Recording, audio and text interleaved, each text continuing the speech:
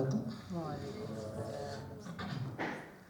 Celakalah bagi orang-orang yang curang dalam menakar dan menimbang, yaitu orang-orang yang apabila menerima takaran dari orang lain mereka minta dicukupan, dan apabila mereka menakar atau menimbang untuk orang lain mereka mengurangi. Tidakkah mereka itu mengira bahwa sesungguhnya mereka akan dibangkitkan pada suatu hari yang besar, yaitu pada hari ketika semua orang bangkit menghadap Tuhan seluruh alam. Sekali-kali jangan begitu. Sesungguhnya catatan orang yang durhaka benar-benar tersimpan dalam sijin. Dan tahukah engkau apakah sijin itu? Yaitu kitab yang berisi catatan amal. Celakalah pada hari itu bagi orang-orang yang mendustakan, yaitu orang-orang yang mendustakannya hari pembalasan. Dan tidak ada yang mendustakannya hari pembalasan kecuali setiap orang yang melampaui batas dan berdosa, yang apabila dibacakan kepadanya ayat-ayat kami dan berkata itu adalah dongeng orang-orang dahulu. Sekali-kali tidak. Bahkan apa yang mereka kerjakan itu telah menutupi hati mereka. Sekali-kali tidak. Sesungguhnya mereka pada hari itu benar-benar terhalang dari melihat Tuhannya. Assalamualaikum warahmatullahi wabarakatuh. Shadaqallahul Azim. Terima kasih kepada Saudara Yulia dan Saudara Irfan yang telah membacakan Al-Quran dan terjemahannya. Semoga untuk mereka yang membacakan dan bagian kita yang mendengarkan mendapatkan pahala yang banyak dari Allah Subhanahu wa Ta'ala. Mungkin kita langsung beranjak ke acara selanjutnya, yaitu tausiah dari Ustadz Dwi Condro Triyono. Kepada beliau kami persilahkan.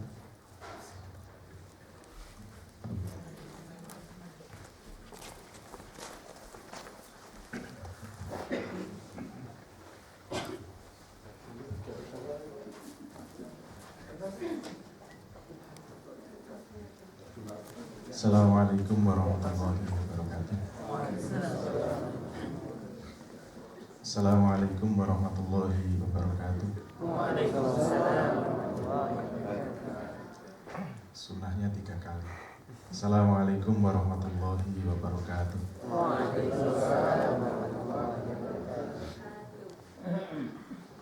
Mungkin yang sembunyi bisa agak maju biar terlihat di sini. Cari sandaran ya. Masuk sorting. Biar di syuting. Cari sandaran. Oh iya. Mungkin sandaran. Bismillahirrahmanirrahim.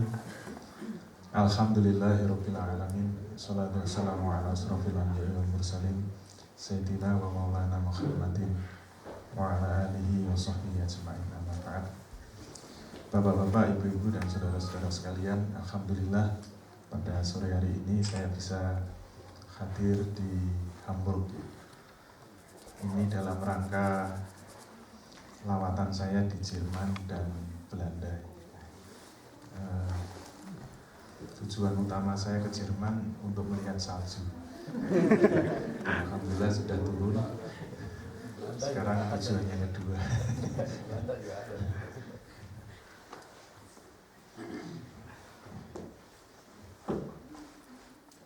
Kemarin memang acara utama adalah untuk mengisi konferensi di Hannover. Kemarin ada konferensi ekonomi Islam dan saya memang backgroundnya ekonomi Islam.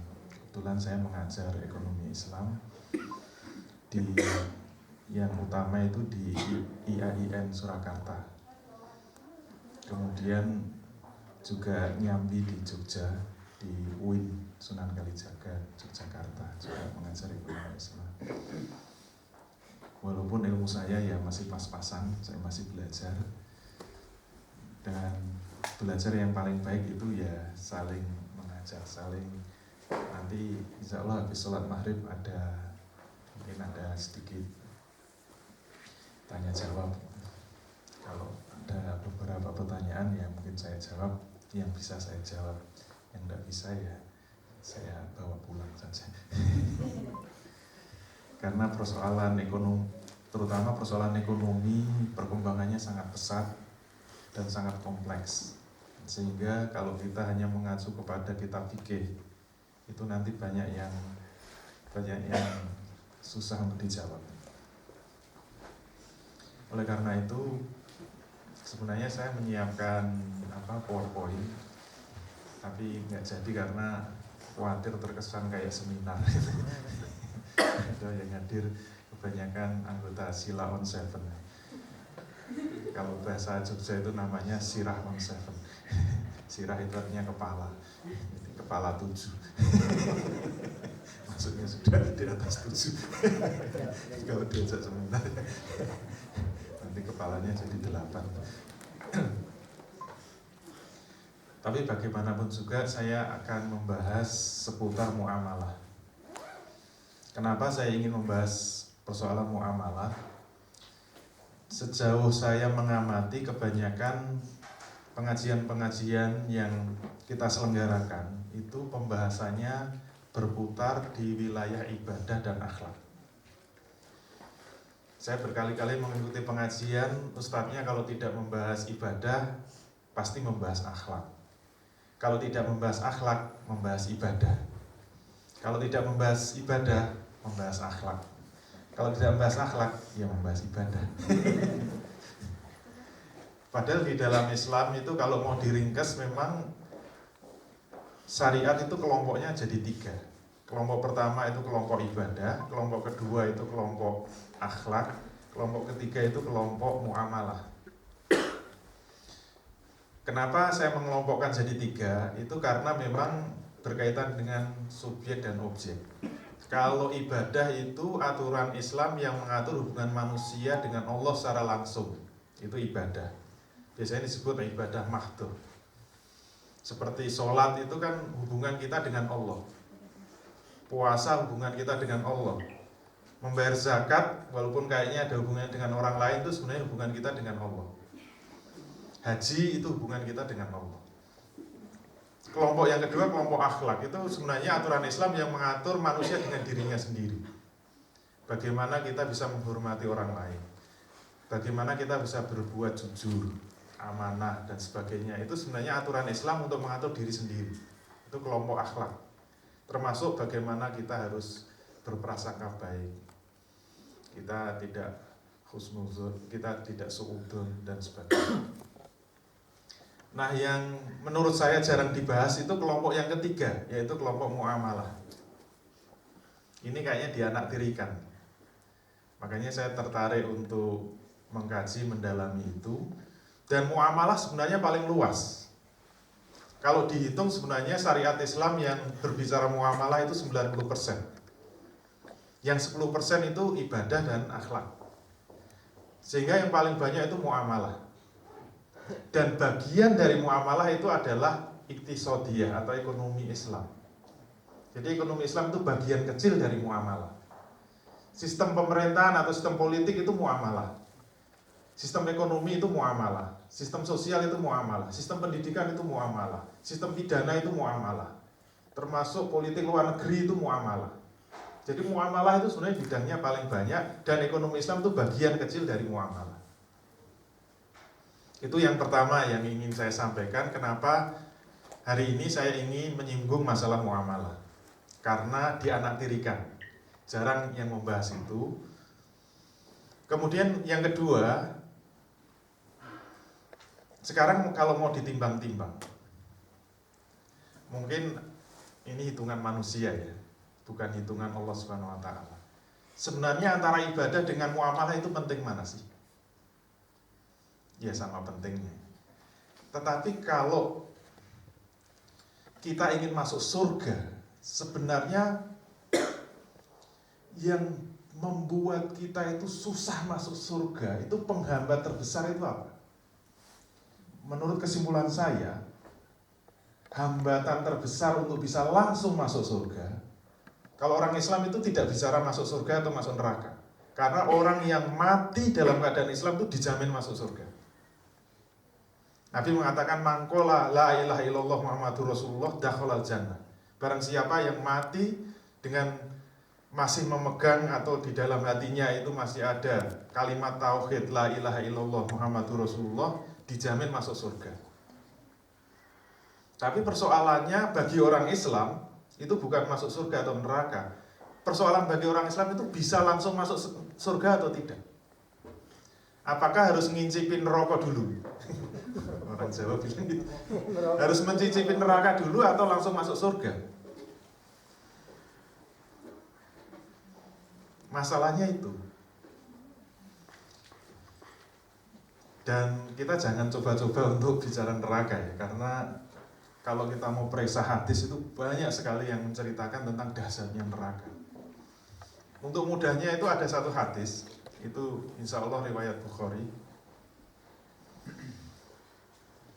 Nabi pernah menceritakan, besok di padang mahsyar, ketika manusia dibangkitkan, kemudian kan dikumpulkan di padang mahsyar. Ini untuk gambaran sedikit saja ya. Nanti ada prosesi ketika semua manusia dikumpulkan, sejak dari zaman Nabi Adam sampai besok manusia terakhir menjelang hari kiamat, dikumpulkan semua, nggak tahu berapa triliun orang, semua kumpul, dan nanti ada prosesi. Kata Nabi, ini cerita Nabi ya. Prosesi apa? Semua manusia yang pernah hidup di dunia itu nanti akan dipanggil oleh Allah satu orang. Satu orang siapa? Orang yang paling kaya sepanjang sejarah manusia. Orang yang paling sukses, paling mewah hidupnya, kaya raya, kedudukannya paling tinggi akan dipanggil oleh Allah Subhanahu wa taala. Wahai si fulan, silahkan masuk ke depan. Ditanya oleh Allah, betulkah kamu orang yang paling mewah hidupnya di dunia? Betul. Betulkah kamu orang yang paling kaya raya selama hidup di dunia? Betul. Betulkah kamu orang yang raja di raja, gampangnya pangkatnya paling tinggi? Betul. Tapi kamu nanti akan masuk neraka. Diuji coba oleh Allah. Uji cobanya gimana? Dia diangkat oleh Allah, kemudian dimasukkan ke neraka 1 detik, diangkat lagi. Dicelupkan, celup, diangkat lagi. Kemudian ditanya oleh Allah, wahai si fulan, pernahkah kamu merasa bahagia hidup di dunia? Ini orang yang paling kaya raya, orang yang hidupnya paling mewah. Dimasukkan neraka 1 detik, kemudian ditanya, pernahkah kamu merasa hidup bahagia di dunia? Dia langsung menjawab, ya Allah, saya orang yang paling sengsara selama hidup di dunia. Saya orang paling menderita. Saya belum pernah merasakan kebahagiaan sama sekali. Itu baru 1 detik loh ini.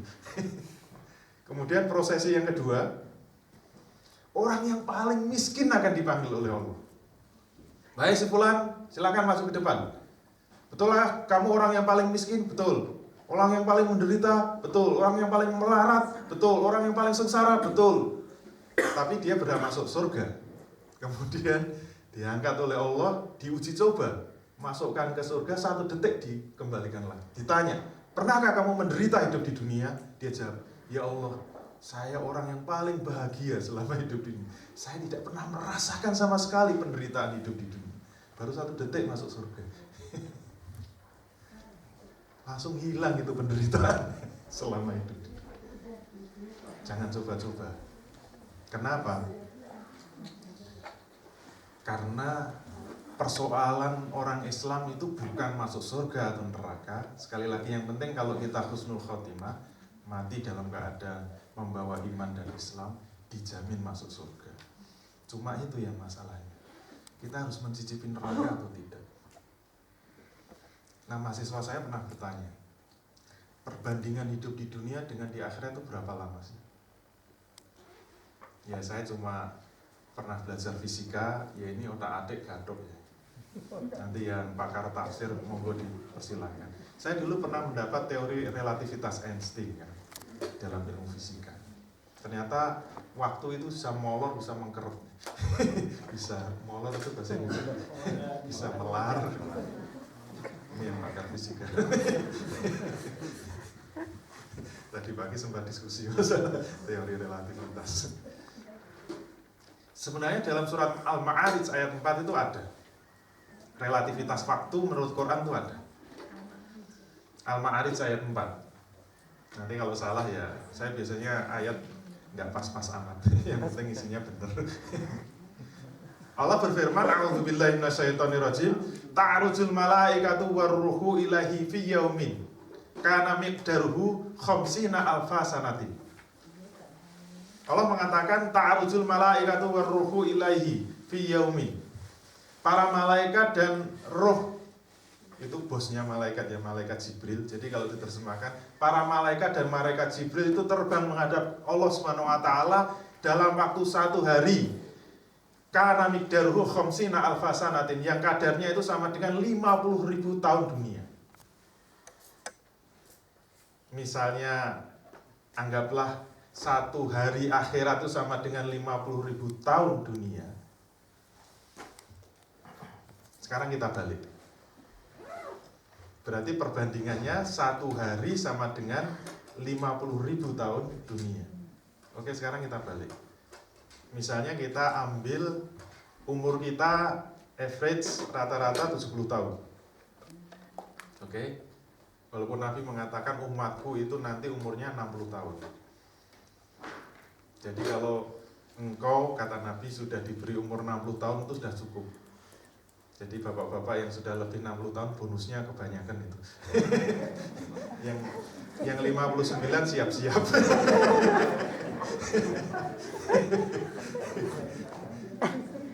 Kalau di rata-rata umat Muhammad itu memang 60 tahun. Itu sudah dinas oleh Rasul. Alhamdulillah yang sudah lebih 60 itu sudah banyak bonusnya. Sekarang saya hitung 70 lah, karena ini rata-rata 70. Kalau kita hidup di dunia 70 tahun, besok di akhirat merasa berapa lama? Caranya ngitung 70 bagi 50.000 tahun. 70 tahun bagi 50.000 tahun. Saya sudah ngitung. Ketemunya 0,0014 hari. 0,0014 hari. Sama dengan 2 menit 1 detik. Jadi orang yang hidup di dunia 70 tahun, besok di akhirat akan merasa hidup di akhirat, di padang mahsyar itu seperti 2 menit 1 detik. Itu sesuai dengan firman Allah. Dalam surat An-Nazi'at ayat 46, Allah berfirman, ka'annahum yauma yarawnaha lam yalbasu illa asiyatan aw duhaha. Keadaan mereka ketika mereka dibangkitkan dari kuburnya. Jadi Allah mengatakan begitu manusia dibangkitkan dari kuburnya, lam yalbasu, kata Allah, semua manusia tidak ada yang merasakan hidup di dunia. Lam yalbasu, tidak ada seorang pun yang merasa hidup di dunia illa asiyatan aw duhaha, kecuali hanya seperti sore hari atau pagi hari. Kata Nabi, besok orang dibangkitkan di padang mahsyar itu akan saling tanya, kamu hidup di dunia berapa lama? Kamu berapa lama? Kata Quran, tidak ada yang merasa hidup di dunia. Tidak ada yang merasa pernah hidup di dunia. Tidak ada. Illa asiyatan aw duha, kecuali hanya seperti sore hari atau pagi hari. Nah, kalau pakai ilmu relativitas Einstein tadi, 70 tahun itu akan merasa hidup di dunia 2 menit 1 detik. Betul ya? Kalau salah ngitung nanti dihitung lagi. Pakai Al-Ma'arij ayat 4. Tapi 2 menit 1 detik itu nanti akan menentukan apakah kita akan bahagia selama-lamanya di akhirat, ataukah akan menderita bermiliar-miliar tahun di akhirat. Gampangnya kalau kita maksiat sehari aja nanti digodok di neraka itu kan 50.000 tahun.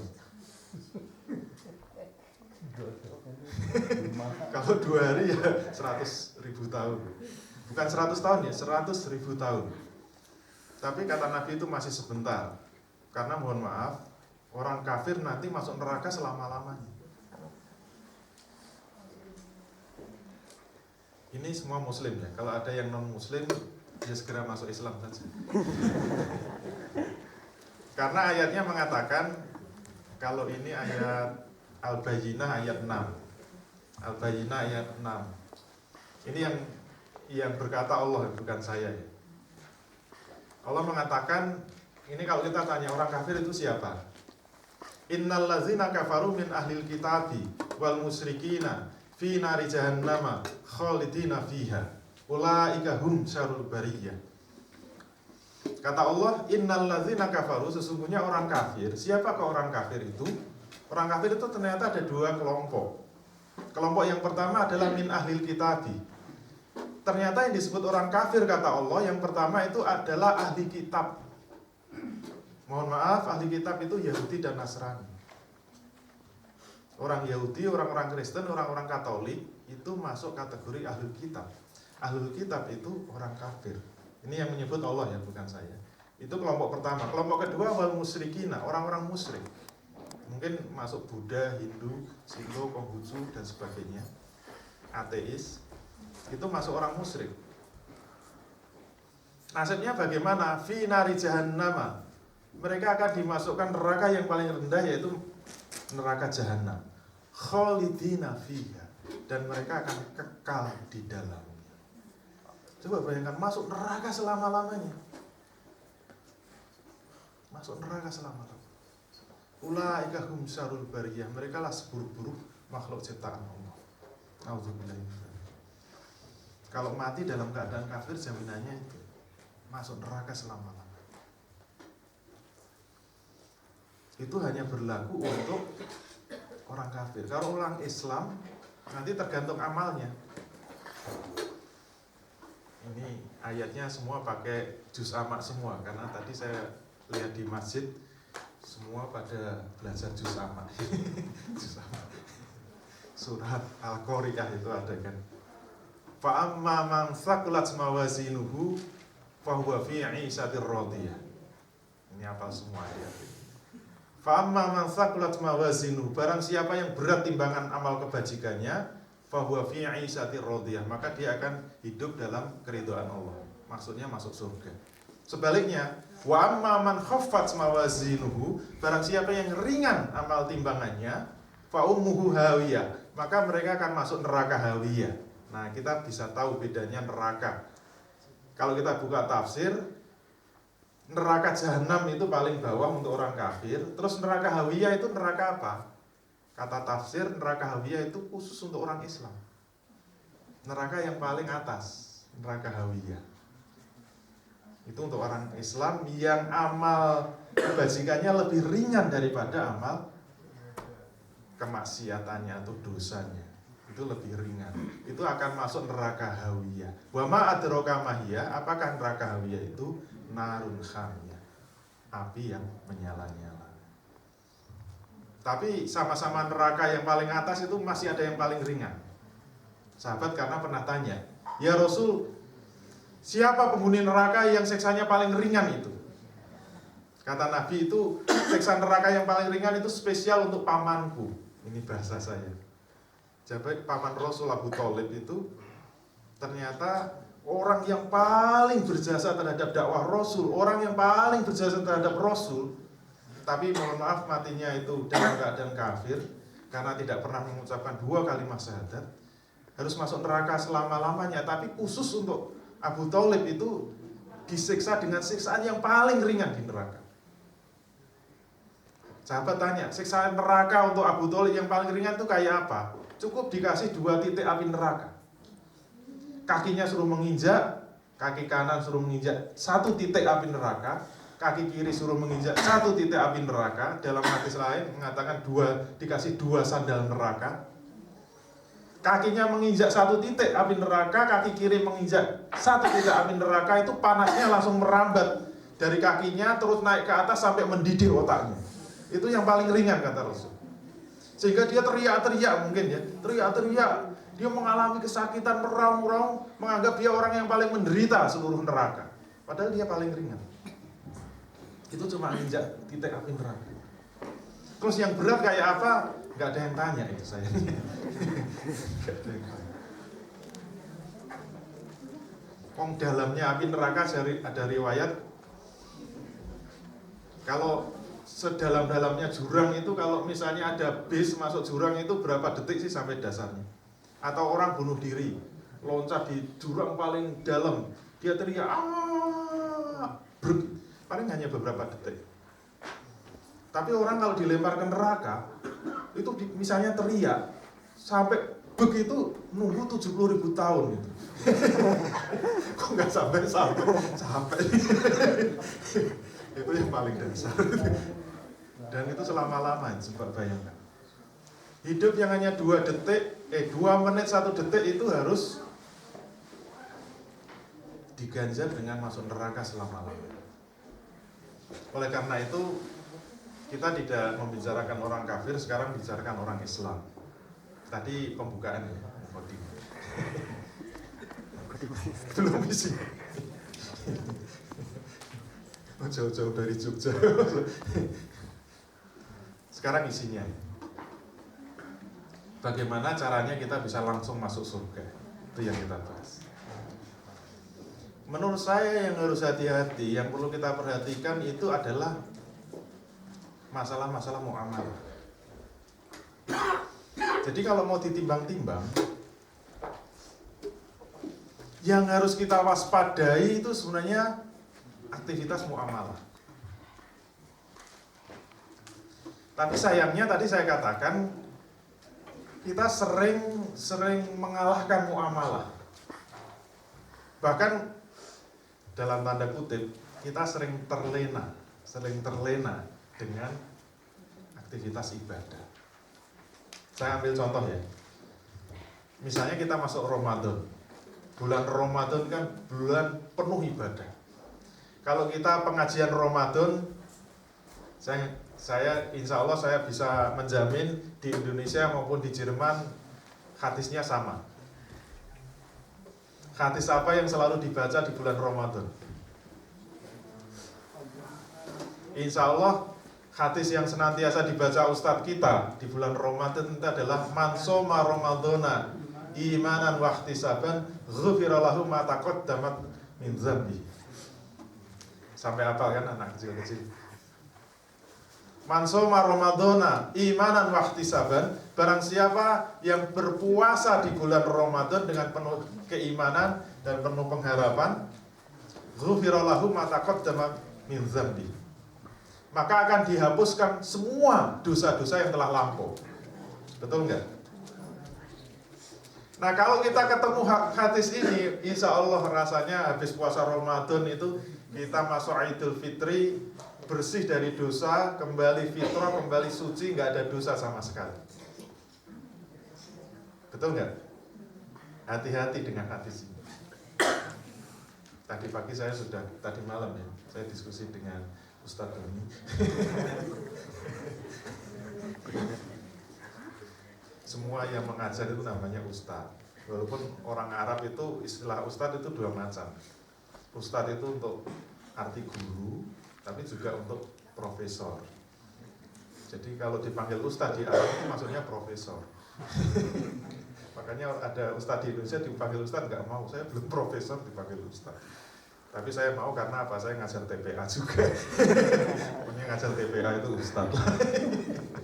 Saya di rumah ngajar TPA, jadi dipanggil Ustadz ya nggak apa-apa. Asal jangan dipanggil profesor.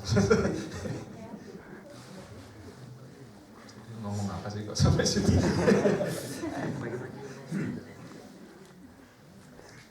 Orang yang berpuasa Ramadan dengan penuh keimanan dan penuh perhitungan atau pengharapan, insya Allah semua dosa-dosanya akan dihapuskan dengan puasa Ramadan. Ini harus hati-hati kita memahami hadis ini. Kita harus hati-hati. Kenapa? Karena ada satu kaidah dalam kaidah usul yang mengatakan dalilul am yabqa fi umumihi ma lam yarid dalilul takhsisi. Jadi setiap kita ketemu dalil, kita harus periksa dalil ini bersifat umum atau khusus. Kalau ini dalil umum, maka berlaku kaidah tadi. Dalil yang umum tetap berada pada keumumannya selama tidak ada dalil yang mengecualikannya atau mentakhsisnya. Ternyata hadis ini adalah hadis yang masuk kategori dalil umum. Man shoma Ramadhana imanan wa ihtisaban ghufira lahu ma taqaddamat min dzambi. Akan dihapuskan ma-nya itu bersifat umum. Semua dosa-dosa itu akan dihapuskan oleh puasa Ramadan. Berarti ini dalil umum kan? Maka harus diberlakukan hadis itu. Semua dalil yang umum itu tetap berada pada keumumannya selama tidak ada dalil yang mengecualikannya. Berarti semua dosa-dosa itu akan bisa dihapuskan oleh puasa Ramadan. Jangan khawatir. Selama tidak ada dalil yang mengecualikan. Nah sekarang pertanyaannya, kalau ulama itu mesti akan ngejar dalil yang umum ini ada pengecualiannya enggak? Pertanyaannya, dalil yang umum ini ada pengecualiannya enggak? Ternyata ada. Kalau kita baca hadis Muslim, nanti dibuka, kalau yang punya kitab Sunan Muslim, Sahih Muslim, itu bab Al-Muflis. Al-Muflis, jangan salah baca ya. Muflis itu artinya bangkrut. Bukan mukhlis ya. Kalau mukhlis itu orang yang ikhlas. Kalau muflis pakai fa, mateni fa. Muflis itu artinya orang yang bangkrut. Nah ini hati-hati. Nah hari ini mungkin saya hanya membahas satu hadis ini. Kayaknya selesai deh sampai maghrib. Tapi ini hadisnya panjang masalahnya. Nah ini baru masuk ini. Tadi prolog kan. Tapi saya masuknya dari muamalah dulu. Suatu ketika Rasul, ini asbabul wurudnya ya. Rasul itu duduk bersama para sahabat di sebuah majelis taklim. Ya kayak sekarang ini majelis taklim yang bicara Rasulnya. Tapi saya bukan Rasul. Ini sahabat. Kemudian Rasul bertanya kepada sahabat. Qala Rasulullah sallallahu alaihi wasallam, Rasul bersabda, Rasul bertanya kepada para sahabat, atadruna mal muflisu? Rasul bertanya kepada para sahabat, tahukah kamu sekalian wahai sahabat, mal muflisu, siapakah orang yang bangkrut itu? Qalu, para sahabat menjawab, al muflisu fina man la dirhamalahu wala mata. Jawab sahabat begitu. Orang yang bangkrut menurut kami itu adalah orang yang sudah habis uangnya, habis dirhamnya, dan sudah habis semua hartanya, semua kenikmatannya habis. Itu yang disebut orang yang bangkrut. Kata sahabat begitu. Jadi ibarat bisnis, mungkin modalnya 1 miliar, baliknya cuma 1 juta, itu bangkrut namanya. Tapi jawaban sahabat itu kata Rasul salah. Walaupun sahabat yang jawab tapi salah. Qala, kemudian Rasul menjawab, innal muflisa min ummati man ya'ti yaumal qiyamati fi sholatin wa siyamin wa zakatin. Ternyata kata Rasul yang disebut orang yang bangkrut itu siapa? Man ya'ti yaumal qiyamati, orang yang datang menghadap Allah Subhanahu wa taala besok di hari kiamat. Jadi orang yang bangkrut itu orang yang menghadap Allah Subhanahu wa taala besok di hari kiamat bisolatin, dengan membawa amal sholat penuh. Dia tidak pernah meninggalkan sholat. Sholatnya 5 waktu selalu jalan, tidak pernah bolong-bolong.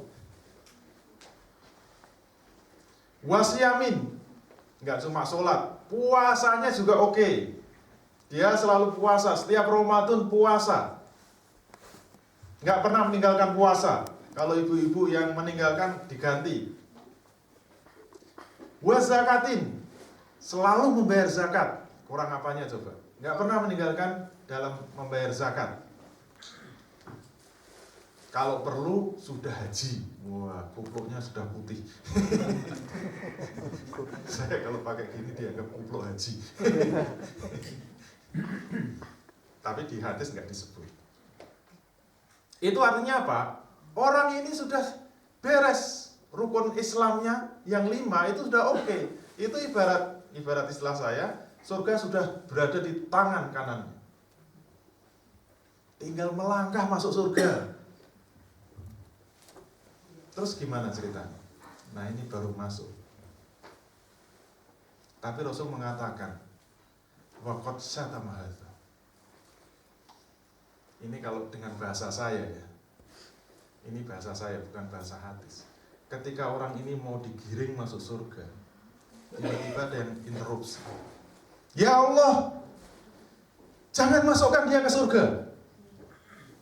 Kenapa? Qad syatama hadza. Kata orang ini, ternyata dia pernah bersalah kepada saya. Salah apa? Syatama itu artinya, ya Allah, dia pernah mencaci saya.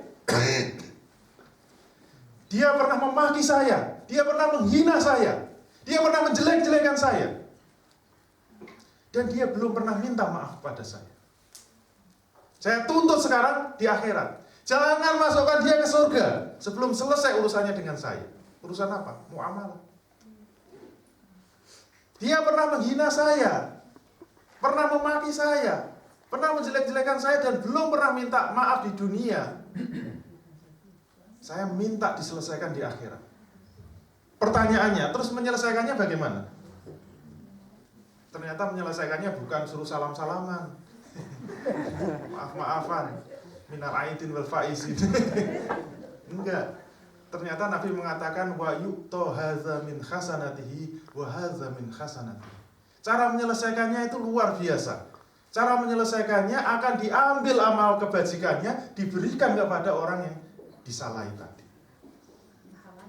Akan diambil apa? Mungkin diambil dari pahala sholatnya dulu. Pahala sholatnya diambil, kasihkan orang yang salah tadi. Ternyata yang interupsi banyak. Ya Allah, dia juga pernah menjelek-jelekan saya. Jangan masukkan dia ke surga. Diambil amalan sholatnya, kasihkannya. Masih ada yang interupsi lagi. Dia juga pernah jelek-jelekan saya. Ambil sholatnya, kasihkan. Ambil pahala sholatnya, berikan. Selesai urusan syatama, dia digiring masuk surga. Baru mau melangkah, mungkin kakinya baru diangkat, interupsi yang kedua. Ya Allah, jangan masukkan dia ke surga. Kenapa?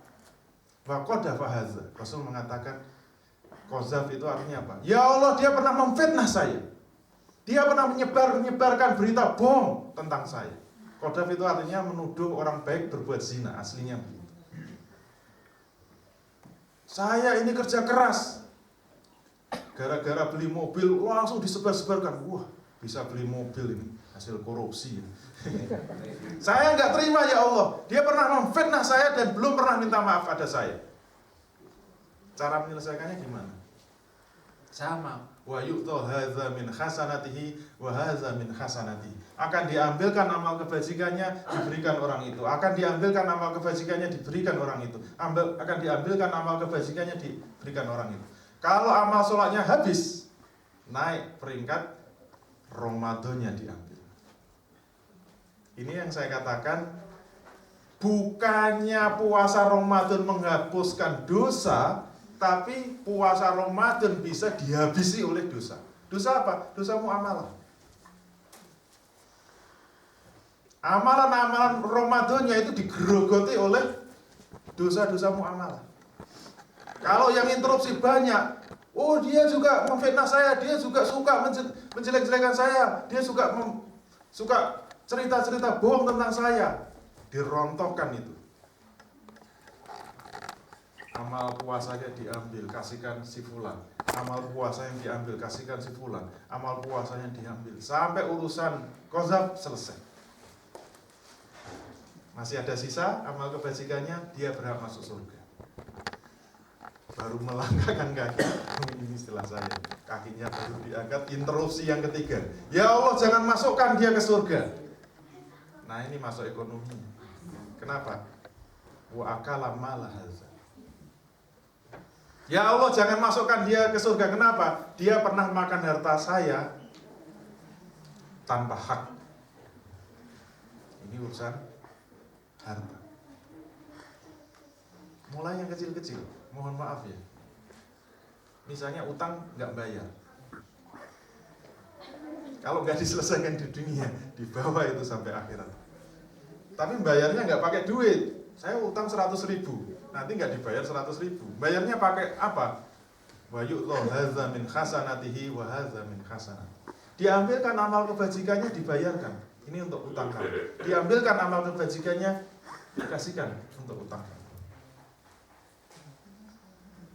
Dan besok di hari kiamat itu nggak ada istilah ini teman baik, teman dekat, semua akan saling menggugat.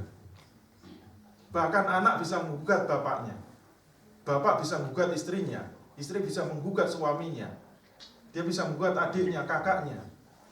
Quran sampai mengatakan tidak mengenal lagi siapa bapaknya, siapa anaknya, siapa istrinya, semua akan saling menggugat.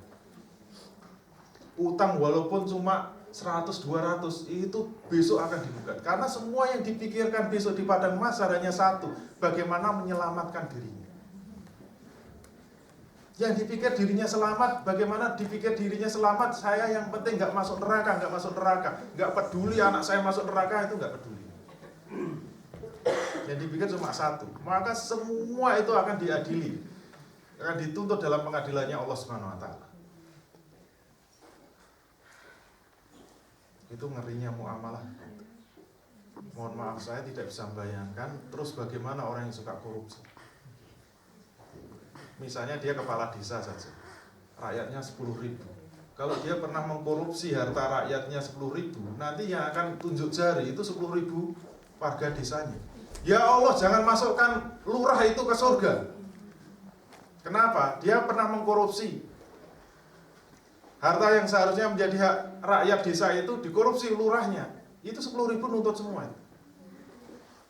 Walaupun lurahnya itu rajin sholat, rajin puasa, naik haji berkali-kali, rontok itu dihabisi oleh warganya. Itu baru level lurah loh. Belum kalau camat. Kalau warganya itu misalnya 50.000, itu tunjuk jari semua itu. Dia camatnya pernah korupsi itu.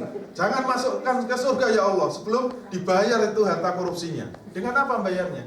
Amal kebajikan. Itu baru camat ya. Bupati terus gimana? Kalau bupatinya korupsi, warganya 3 juta, itu tunjuk jari semua itu. 3 juta orang.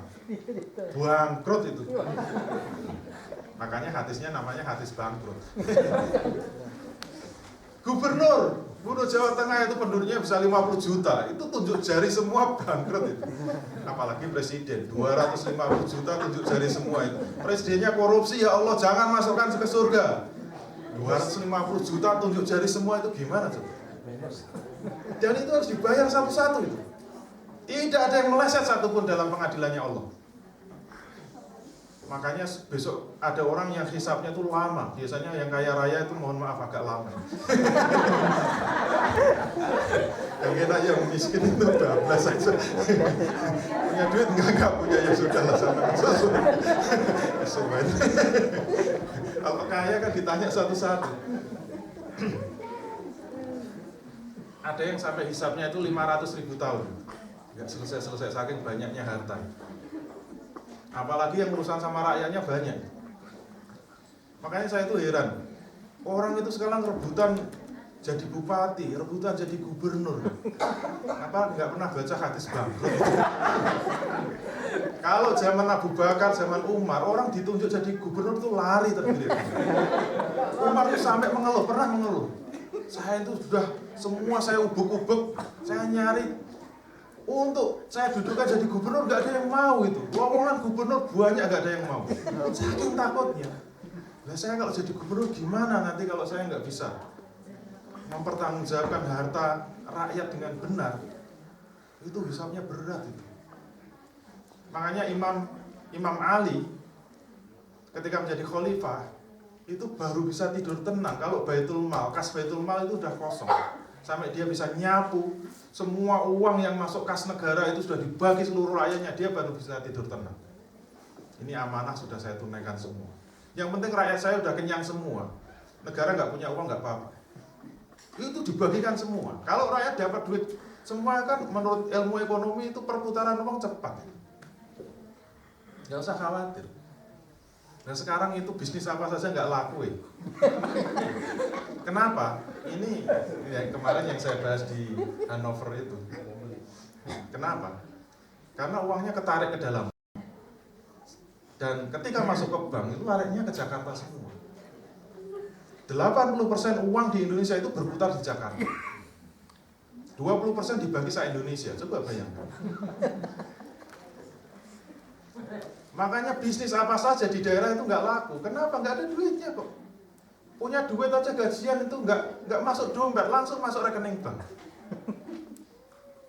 Dan coba hitung di setiap bank-bank di daerah, LDR-nya berapa? Loan to deposit ratio-nya berapa? Nggak ada yang 50%. Di bawah 50% semua. Berarti di atas 50% uangnya lari kemana? Ke Jakarta. 80% uang beredar di Jakarta. Akhirnya semua orang yang lulus sarjana, semua orang yang lulus SMA mesti cari kerja ke Jakarta. Akhirnya semua tumpluk Jakarta, Jakarta tenggelam. Makanya saya kemarin mau nulis jurnal itu judulnya hubungan banjir dengan riba. Jadi penyebab banjir Jakarta itu apa? Riba. Kelelep itu Jakarta karena semua orang tumpah di Jakarta. Sementara orang di daerah cari kerja nggak dapat. Kalau Jakarta nggak nembus lari ke Jerman biasanya.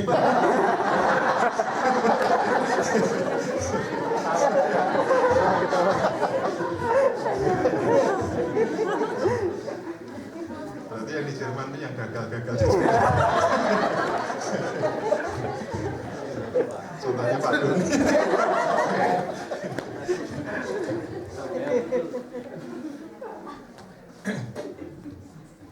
Betul ya? Jejer kauman. Jejer kauman. Halal. Itu urusan korupsi. Berarti semua harta yang diperoleh tanpa hak itu nanti berat pertanggungjawabannya di akhirat. Nah, ini saya ingin masuk satu yang mungkin sekarang kita sudah lupa. Harta yang diperoleh dari riba itu juga termasuk harta yang tidak hak. Saya perlu membahas ini karena apa? Saya pernah teskis di Masjid UGM. Ketika saya memberi ceramah di Masjid UGM, pas Ramadan juga. Ceramah Ramadan kan biasanya seperempat jam. Ini tambah seperempat ya.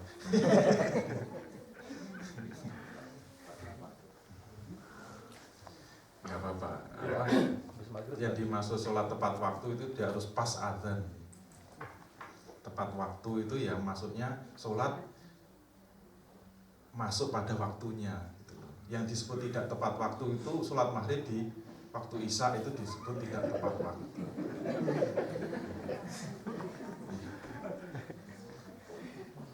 Betul kan? Jadi tidak harus pas adzan langsung sholat enggak. Jadi selama itu masih di dalam maghrib itu memang lebih awal itu sunnah. Mengawalkan sholat berjamaah itu sunnah.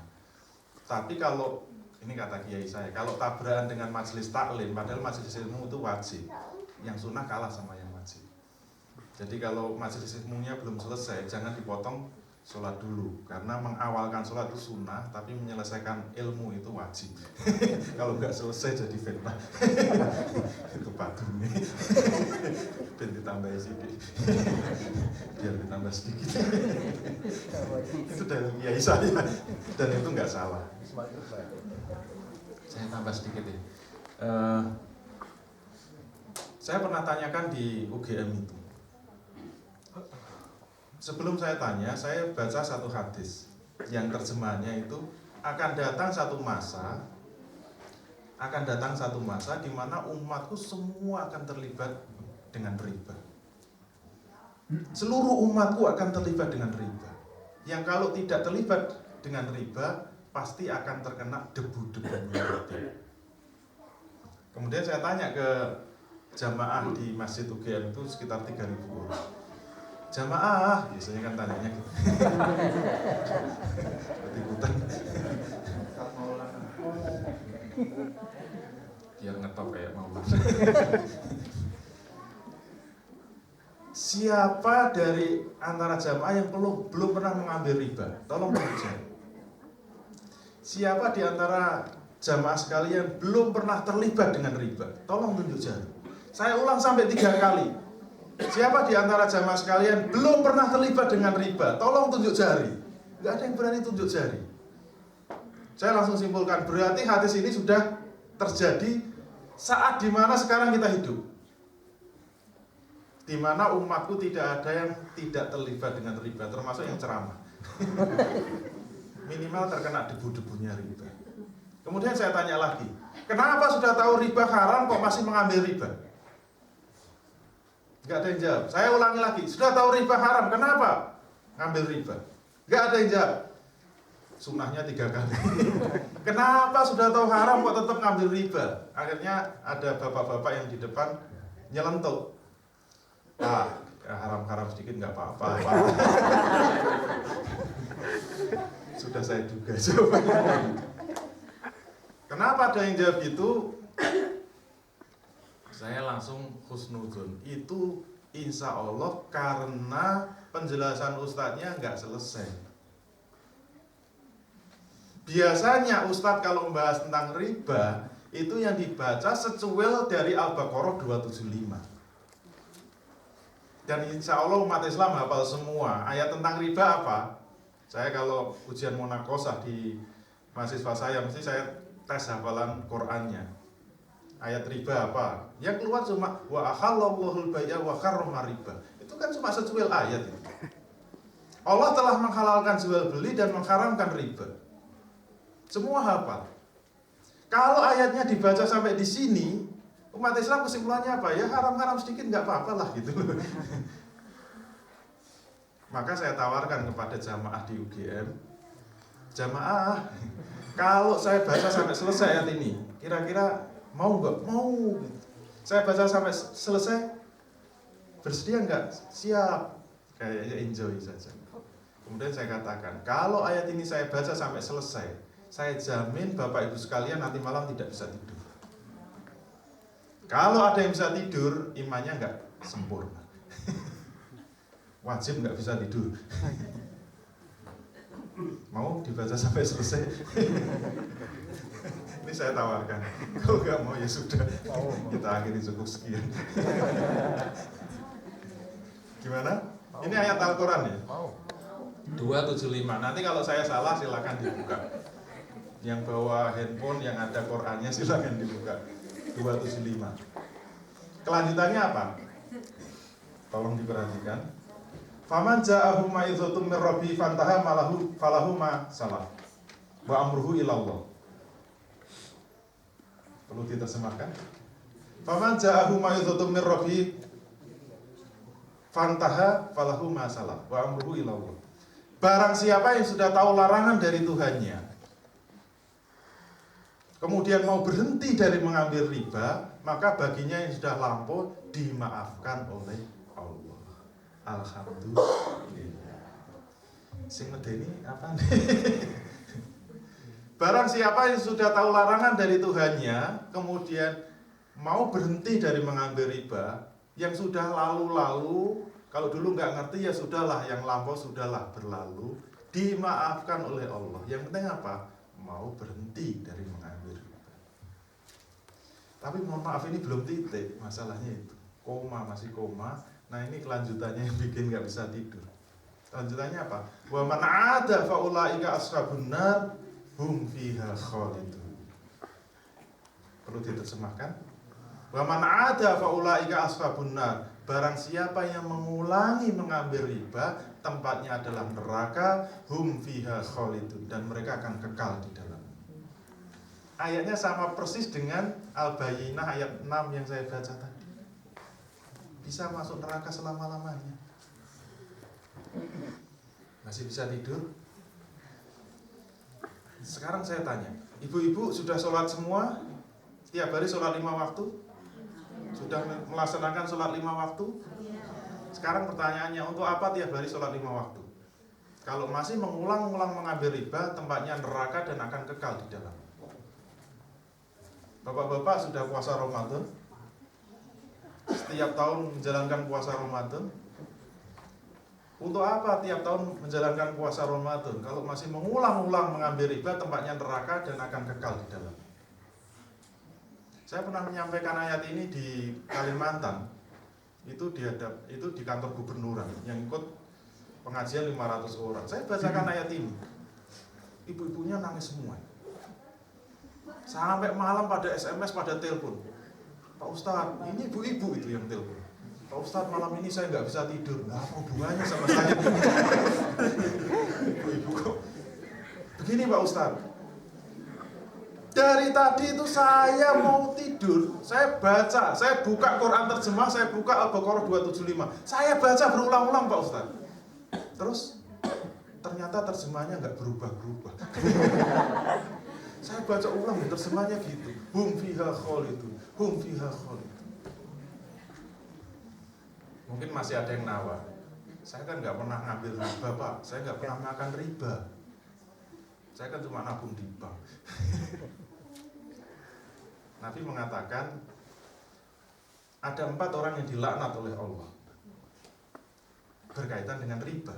Yang pertama yang memberikan riba, yang kedua yang menerima riba, yang ketiga penulisnya, pencatatnya, yang keempat saksi-saksinya. Jadi makan aja enggak, cuma jadi saksi.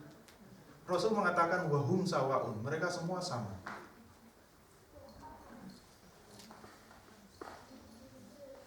Kita kejar lagi, yang diharamkan kan riba kan.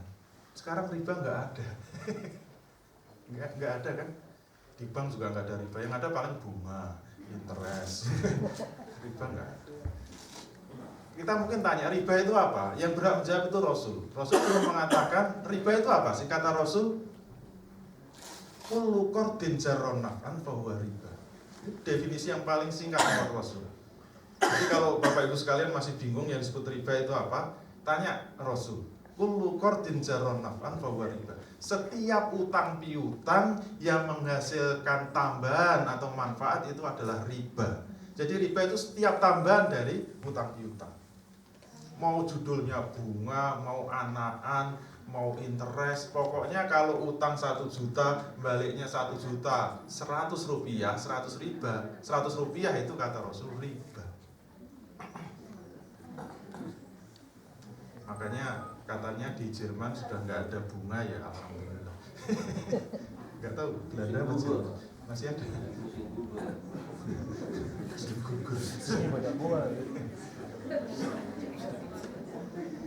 Itulah yang disebut oleh Rasul, makanya umat Islam tidak ada yang terbebas dari riba. Ini sistemik kan. Saya katakan di Hannover kemarin, ini berarti ekonominya sudah sistemik. Kita itu sudah terperangkap dalam sistem ekonomi ribawi sekarang.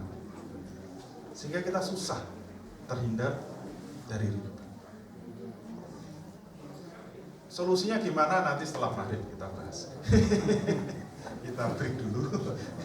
Setelah pesan-pesan berikut ini, saya kembalikan pada pembicara. Walaupun billahi taufiq wal hidayah. Assalamualaikum warahmatullahi wabarakatuh.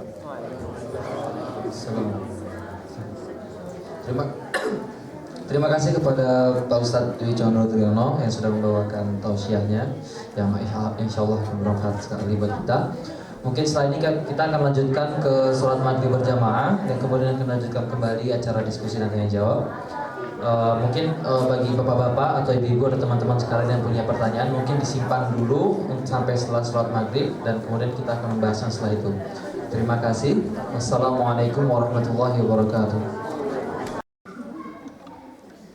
Jadi urusan wakala lahaza, yaitu urusan memakan harta secara tidak hak, itu nanti kalau tidak diselesaikan di dunia akan diselesaikan di akhirat dengan cara mengambil amalan kebajikannya kemudian diberikan kepada orang yang disalahi tadi. Itu baru nomor 3. Yang nomor 4, masih ada kelompok yang interupsi yang Rasul katakan wasafakadam hadza, safakadam, yaitu apa? Orang yang telah menumpahkan darah. Menumpahkan darah. Kalau di Indonesia ini yang lagi rame masalah Densus 88. Karena kemarin ada di Bima itu pemuda ditembak itu, kemudian mayatnya diambil Densus sampai 1,5 bulan itu nggak dikembalikan. Jadi masih di rumah sakit Polri Jakarta 1,5 bulan. Akhirnya kemarin yang turun tangan DPR. Yaitu nanti kalau tidak diselesaikan di dunia akan diselesaikan di akhirat. Tapi penyelesaiannya sekali lagi bukan hutang darah dibayar dengan darah, tapi akan mengambil amal kebajikannya, amalan kebajikannya sampai selesai urusan darah.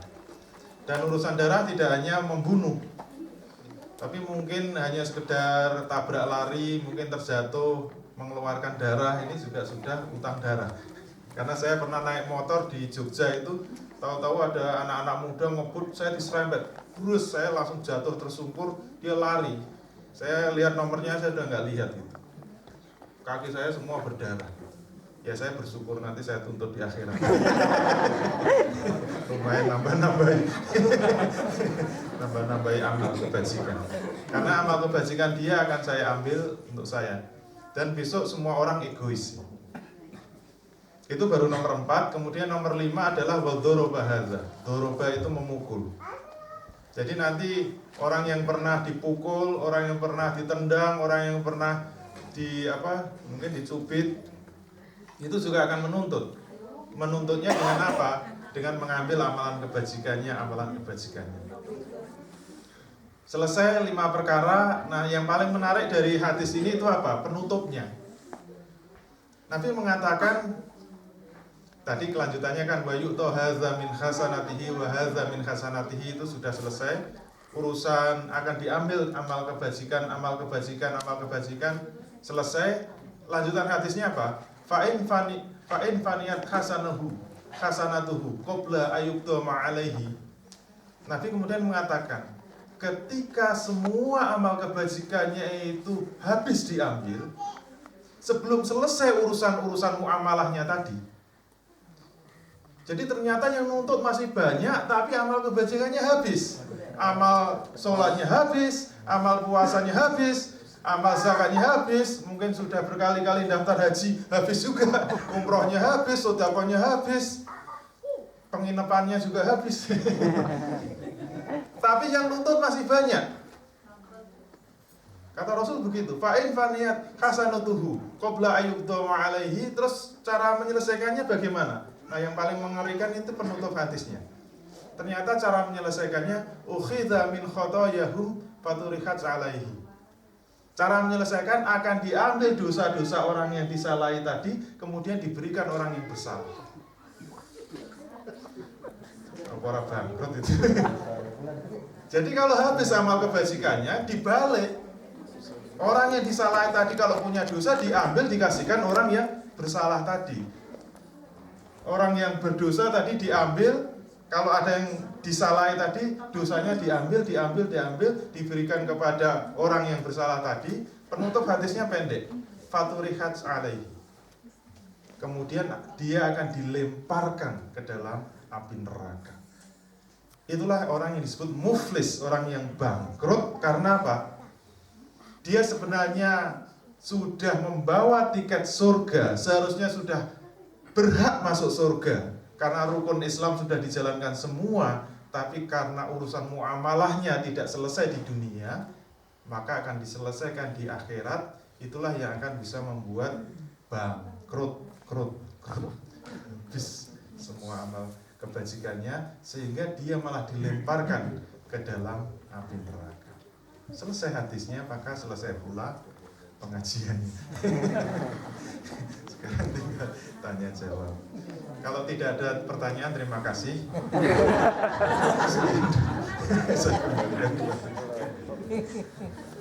Ya, terima kasih kepada Pak Ustadz Dwi Condro yang sudah membawakan tausiah tentang muamalahnya. Mungkin dari bapak-bapak dan ibu-ibu sekalian ada pertanyaan. Mungkin Pak Mumin dulu, setelah itu ladies first atau kepada bapak.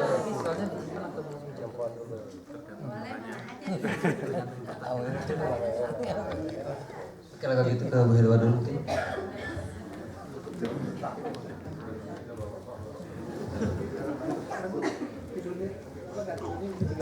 Assalamualaikum warahmatullahi wabarakatuh. Jadi terus terang aja Pak, gemeterannya nggak habis-habis. Ibu-ibu juga tadi salaman minta maaf, takut dituntut. Nggak penting kan nggak bisa. Jangan nuntut nanti. Gitu. Pak, saya terus terang sangat takut mengenai riba yang berkaitan dari surat Al-Baqarah tadi. Itu sementara kehidupan, boleh bilang di sini kita amat sulit menghindari bank, gitu Pak. Mungkin kalau di kehidupan di negara Muslim atau di Indonesia lah, kita masih lebih mudah untuk memilih. Kalau di sini misalkan Pak, dari ya istilahnya walaupun bunga bank sangat rendah, tapi saya jadi bertanya apakah kita masih bisa bebas dari riba? Kalau enggak, gimana solusinya? Ataupun boleh dibilang kita ingin punya rumah, terus terang baik di Indonesia ataupun saya dulu di sana ataupun di sini, pasti saya juga mau menggunakan bank itu tadi. Jadi bagaimanakah biar bisa selamat dari Al-Baqarah ayat 275 ya Pak tadi, ya Pak. Jadi biar saya takut sekali jadi abadi di neraka itu Pak, karena udah tahu tapi tetap aja gitu, ya Pak. Enggak Pak. Assalamualaikum warahmatullahi wabarakatuh. Waalaikumsalam warahmatullahi.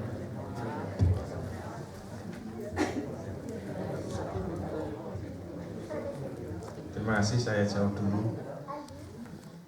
Kalau ditambah lagi saya itu pelupa, jadi nanti nggak tahu pertanyaan yang pertama jadi lupa. Baik, pertanyaannya apa tadi? Langsung lupa. Masalah di Jerman belum ada bank syariah, belum ada.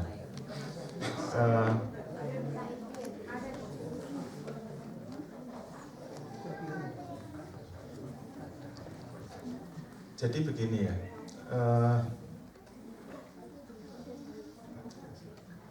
berarti kita dalam posisi katakanlah ini sangat darurat ya, sangat darurat. Maka yang mungkin yang ya sekali lagi karena ini hanya kondisi darurat, minimal yang harus kita hindari itu berarti mengambil bunganya.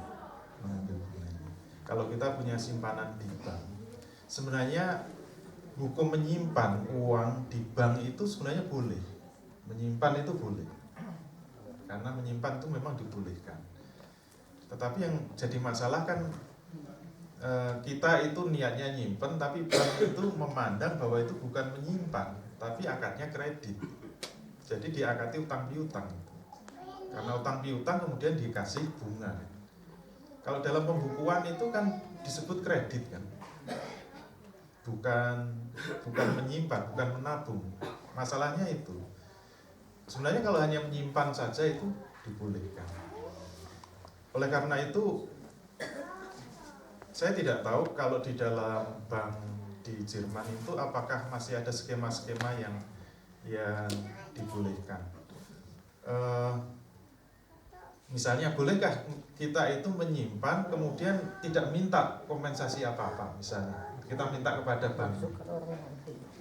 Kalau dipajaki silahkan ambil pajak, itu terserah. Tapi kalau kita minta tidak dapat kompensasi apa-apa, boleh enggak?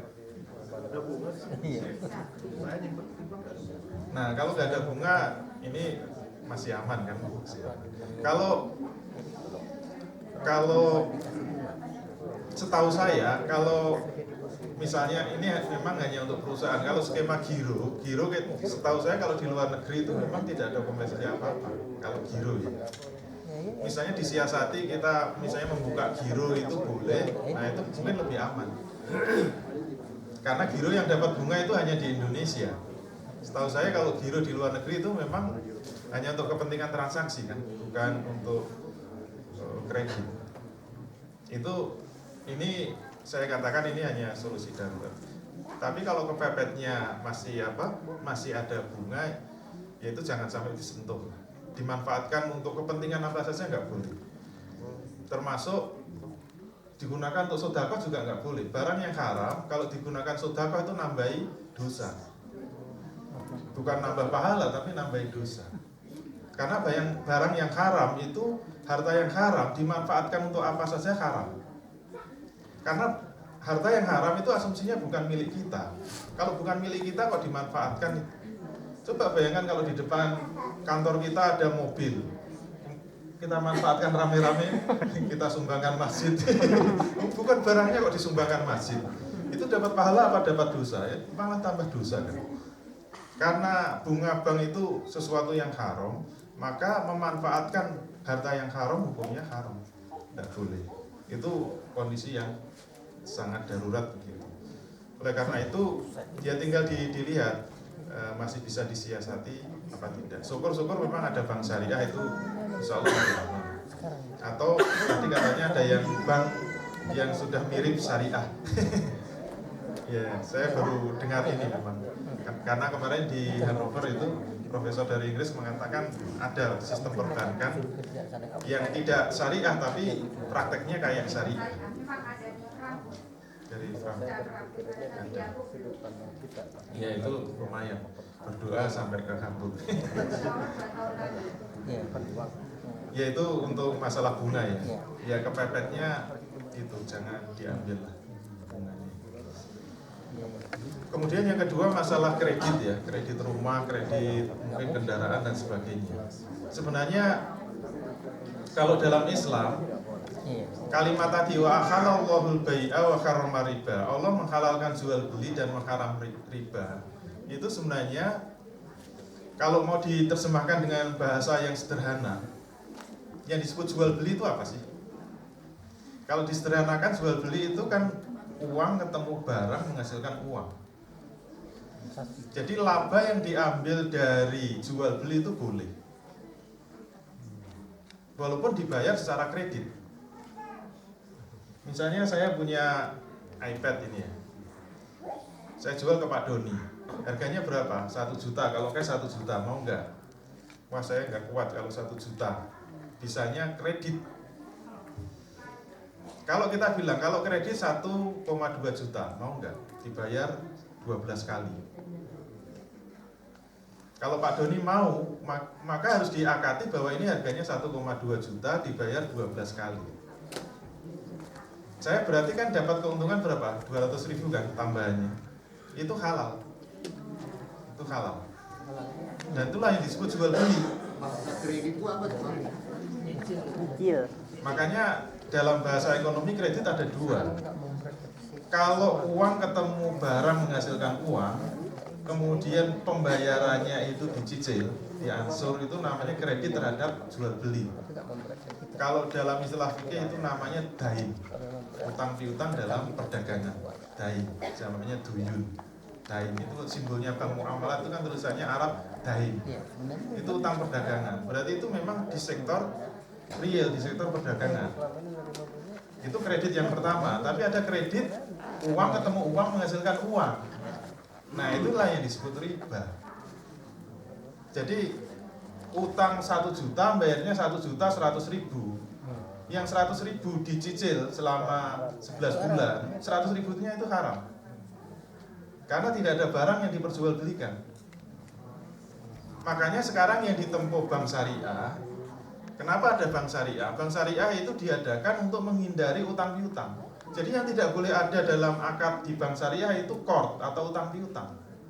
Tapi kalau jual beli, apakah kredit rumah, apa kredit motor, kredit mobil di bank syariah, itu boleh.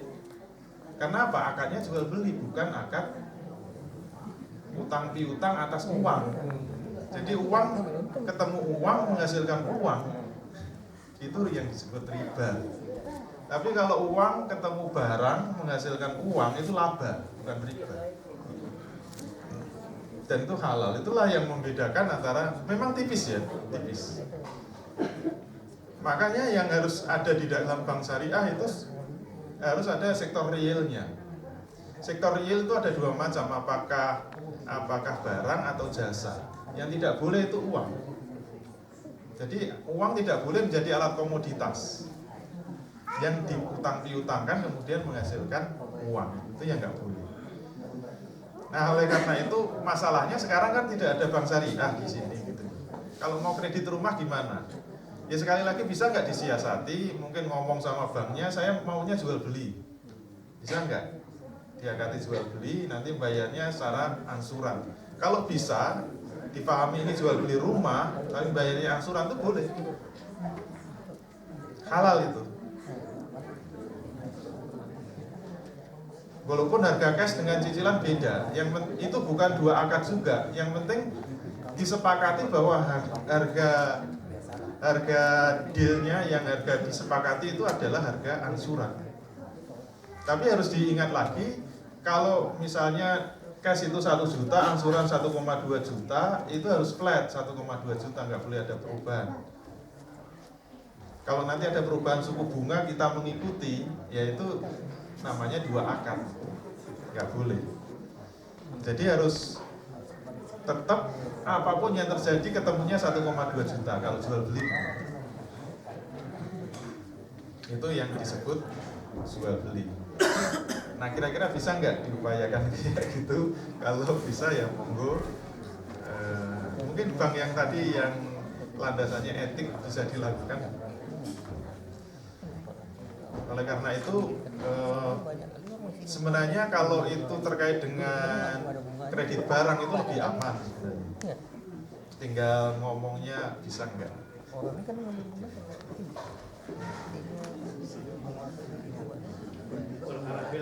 Beli murah jual mahal. Beli murah jual mahal. Ya nggak ada masalah. Yang namanya dagang kan begitu. Kalau mau kredit, maksudnya diansur lebih mahal lagi, tidak ada masalah. Selama itu masih khiyar ya, masih tawar menawar, harga berubah-ubah nggak apa-apa, belum akad, belum deal istilahnya. Masih masa khiyar, masih masa tawar menawar, harga masih berubah-ubah. Saya mau kreditnya 3 tahun, 5 tahun, saya maunya harganya naik lagi, ya terserah.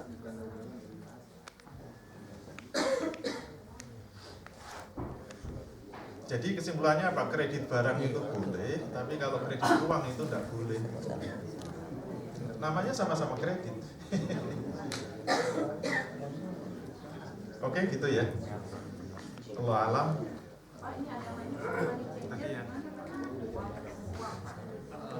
Mungkin pertanyaan selanjutnya dulu baru Pak Murin, baru setelah itu.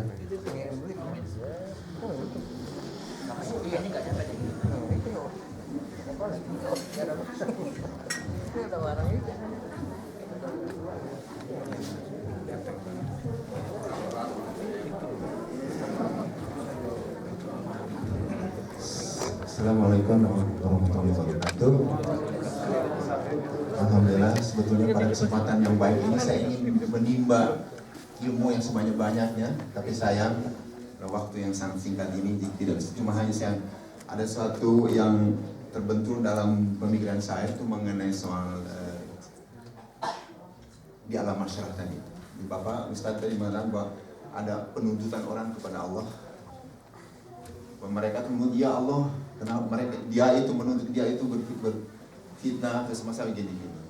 Itu ada saya dengar tadi, mungkin saya dengar itu bagaimana Pak Ustaz mengatakan dari pihak Allah menanyakan apa? Tadi ada kata-kata yang saya itu mungkin saya salah dengar itu bagaimana.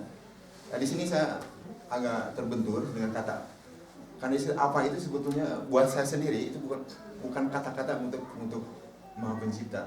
Karena apa itu yang kita ketahui, apa itu berarti tidak mengetahui. Nah, di sini ternyata ada diskusi itu dengan Allah langsung. Dan ya Allah, jangan masuk ke surga. Dia menuntut, oke. Dia tuh fitnah saya. Tapi waktu itu sebelum menjawab itu tadi ada kata-kata apa atau mengapa dia tuh begitu? Mengapa dia? Atau di sini saya merasa terbentur karena pendapat saya bahwa itu sudah melanggar sedikit soal tauhid, Pak. Tauhid. Jadi sedangkan dalam Al-Maidah ayat 72 mungkin saya tahu itu tauhid itu sangat merupakan buat saya sendiri pengertian saya itu merupakan satu pintu masuk surga. Jadi kalau ayat ini 72 ini kena segala perbuatan apapun dibuat baik apapun tidak akan masuk surga karena melanggar ayat Maidah yang 72 ini. Mungkin Bapak tahu ayat Maidah. Bisa lihat nanti dibacakan. Nah, jadi ini tauhid itu sangat penting. Pintunya masuk surga. Kalau kamu kita ada terbentur dengan poin kesalahan itu, tertutup pintu surga itu walaupun berbuat apapun. Nah, kita harus hati-hati sekali di sini. Nah, yang saya tanyakan kepada Pak Ustadz, apa kata apa itu tadi memang untuk Allah atau memang sengaja untuk publisitas atau hanya untuk pemberitahuan saja? Itu yang saya tanyakan. Dan buat saya itu sangat penting sekali ya. Karena kata apa tadi seolah Allah tidak mengetahui, sedang Allah itu maha mengetahui apa saja, tahu belakang, muka, apa yang terjadi itu Allah maha tahu. Jadi kalau apa itu tidak tepat sekali buat Allah maha pencipta. Terima kasih Pak. Assalamualaikum warahmatullahi wabarakatuh. Saya jawab. Langsung saya jawab. Kalau kita lihat di Quran tuh pertanyaan apa banyak dari Allah. Cuma apa memang nggak ada bahasa Arab. Cuma katanya pakai ma. Misalnya tadi ayat yang saya baca tadi Al-Qari'ah ya. Wa ma adraka mal Qari'ah itu dari Allah. Apakah yang disebut Al-Qari'ah itu kan Allah bertanya apa? Apa ini enggak boleh? Jadi banyak dalam Al-Quran itu Allah bertanya dengan kata apa. Walaupun itu bahasa retorika yang tidak membutuhkan jawaban karena dijawab sendiri oleh Allah. Tetapi di dalam padang mahsyar, dalam pengadilannya Allah itu memang mempersilahkan untuk saling menuntut. Kalau bahasanya saya salah ya, saya tadi sudah mengatakan itu dengan bahasa saya, bukan bahasa hadis. Di hadisnya nggak ada. Tadi saya mengatakan, misalnya itu dibahasakan dengan bahasa saya, itu bahasanya ya Allah, gitu kan. Di hadisnya nggak ada. Saya bilang itu bahasa saling menuntut. Saya bayangkan besok begitu, saling menuntut dan dipersilahkan. Misalnya contoh yang harus hati-hati kita sebagai bapak. Misalnya nanti ada seorang anak nggak pernah sholat, dia harus masuk neraka, maka dia akan protes sama Allah. Ya Allah, saya nggak mau masuk neraka. Kenapa? Saya nggak sholat itu karena nggak pernah diajari oleh orang tua saya. Padahal orang tuanya rajin sholat, maka orang tuanya juga dipanggil oleh Allah. Pokoknya semua selesai, sepuas-puasnya pengadilannya Allah itu. Maka orang tuanya dipanggil, bukan Allah itu nggak tahu, supaya semua merasa mendapat keadilan. Misalnya orang tuanya Pak Doni, bener kamu nggak pernah ngajari anakmu sholat, itu kan Allah tanya gitu. Maka dia akan menjawab, oh enggak, saya sudah ngajari terus kok. Anaknya bilang enggak, maka Allah bagaimana? Akan diputar itu, nggak perlu cari saksi, filmnya diputar oleh Allah. Filmnya Pak Doni pernah ngajari enggak gitu. Kalau memang Pak Doni itu sudah ngajari, udah memperingatkan, bahkan sampai boleh memukul di bagian-bagian yang nggak sakit itu, tapi anaknya tetap nggak pernah mau sholat, ya bapaknya selamat, anaknya tetap masuk neraka. Tapi kalau sampai anaknya nuntut, kemudian diputar ternyata bapaknya sibuk kerja, nggak pernah ngajari anaknya sholat, paling Allah bilang ya temani dulu lah. Ingat ini bahasa saya ya, bukan bahasa Allah. Supaya paham. Tapi besok semua pakai bahasa Arab. Di akhirat nggak ada bahasa Indonesia. Tapi nggak usah belajar bahasa Arab, semua bisa bahasa Arab. Besok di padang mahsyar itu orang dibandingkan dengan umur yang sama. Kata Rasul begitu, sekitar umur 30. Yang meninggal masih bayi ya besok 30, yang sudah kakek nenek ya 30. Semua dibangkitkan umur 30 itu umur yang paling ideal dari manusia. Kayak saya ini 30.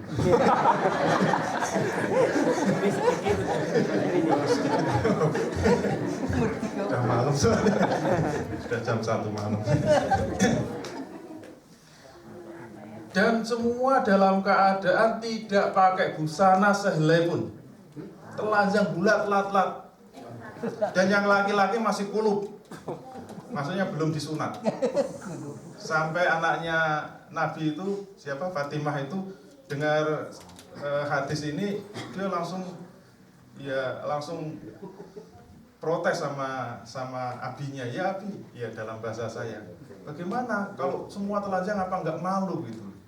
Nabi mengatakan hari itu sangat dahsyat, nggak ada yang namanya malu. Kenapa? Saking takutnya dengan hisab Allah Subhanahu wa Ta'ala. Ya, intinya nanti dalam pengadilannya Allah jangan khawatir. Kalau perlu sampai semua itu bisa berbicara, tangan bisa berbicara, kaki berbicara, mulut bisa mengingkari, tapi nanti tangan kaki itu bisa ngomong semua. Dan Allah memang seperti hakim yang akan mengadili perselisihan antar manusia. antar bapak dengan anaknya, dengan tetangganya, presiden dengan rakyatnya, dilayani satu-satu oleh Allah. Sehingga mereka yang masuk neraka itu puas gitu loh. Memang benar-benar saya memang layak masuk neraka, hidup neraka. Jadi nggak ada yang protes sama sekali gitu. Ya Allah, Allah zalim, saya ini nggak salah kok dimasukkan neraka. Itu pengadilan manusia. Tapi besok semuanya puas. Oleh karena itu saya tambahkan sedikit, dalam urusan muamalah itu tolong yang penting itu zohirnya. Nabi mengatakan nahnu nahkumu bizohir. Itu urusan muamalah. Kita ini umat yang disuruh menghukumi zohirnya saja. Jadi tolong dalam urusan muamalah itu, kalau ulama yang hati-hati itu sampai lisannya itu menjawab. Misalnya saya punya utang walaupun cuma 100 rupiah kepada Pak Doni. Pak Doni kan kaya raya, 100 paling nggak ditagih. Itu kan persangkaan saya. Ini kebatinan tuh nggak berlaku besok di akhirat.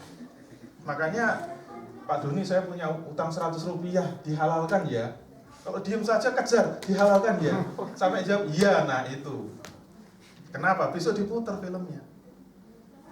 Karena bisa saja kayaknya ridho, besok nggak ridho. Saya tuntut kamu punya utang 100 rupiah. Bapak dulu kan kaya dulu, sekarang miskin. Miskin pahala maksudnya. Kamu saya tuntut. Tapi Bapak kan sudah ridho, mana buktinya? Ya ada buktinya. Buktinya itu zahir. Kalau sudah menjawab, ya saya halalkan, nah itu baru. Itu ya bahayanya gitu. Iya. Yang saya maksudkan tadi ujungnya itu kehati-hatian kita itu. Kita sebagai seorang awam jangan sampai tadi apa itu jangan sampai terbentur bahwa apa itu bahwa Allah ketidaktahuan itu yang saya maksudkan. Itu yang sangat penting. Ya. Mungkin kita di sini bisa kita ketawa, tapi itu sangat penting sekali. Karena kata itu macam Bapak tadi terus itu kata-kata saya. Itu kata manusia. Jadi apa itu hanya berlaku untuk manusia. Tapi buat Allah itu tidak berlaku dalam arti bahwa Allah itu Maha tahu. Tidak ada sedikit pun tidak berlaku. Ini offset. Kehati-hatian ini sangat penting sekali. Terima kasih. Ya. Itu yang sangat penting sekali. Terima kasih. Jangan terlalu hati-hati sehingga nggak ceramah. Allah tidak suka. Artinya Nabi menasihatkan kalau kita itu memberi nasihat, memberi ceramah, memberikan dakwah itu sampaikanlah dengan bahasa yang dipahami. Ya. Tapi juga jangan yang berlebihan itu. Iya, jangan. Terima kasih. Terima kasih sekali kalau saya diingatkan. Alhamdulillah. Semoga lain kali lebih berhati-hati lagi. Terima kasih. Alhamdulillah. Baik, silakan. Maaf, ada pertanyaan dari situ.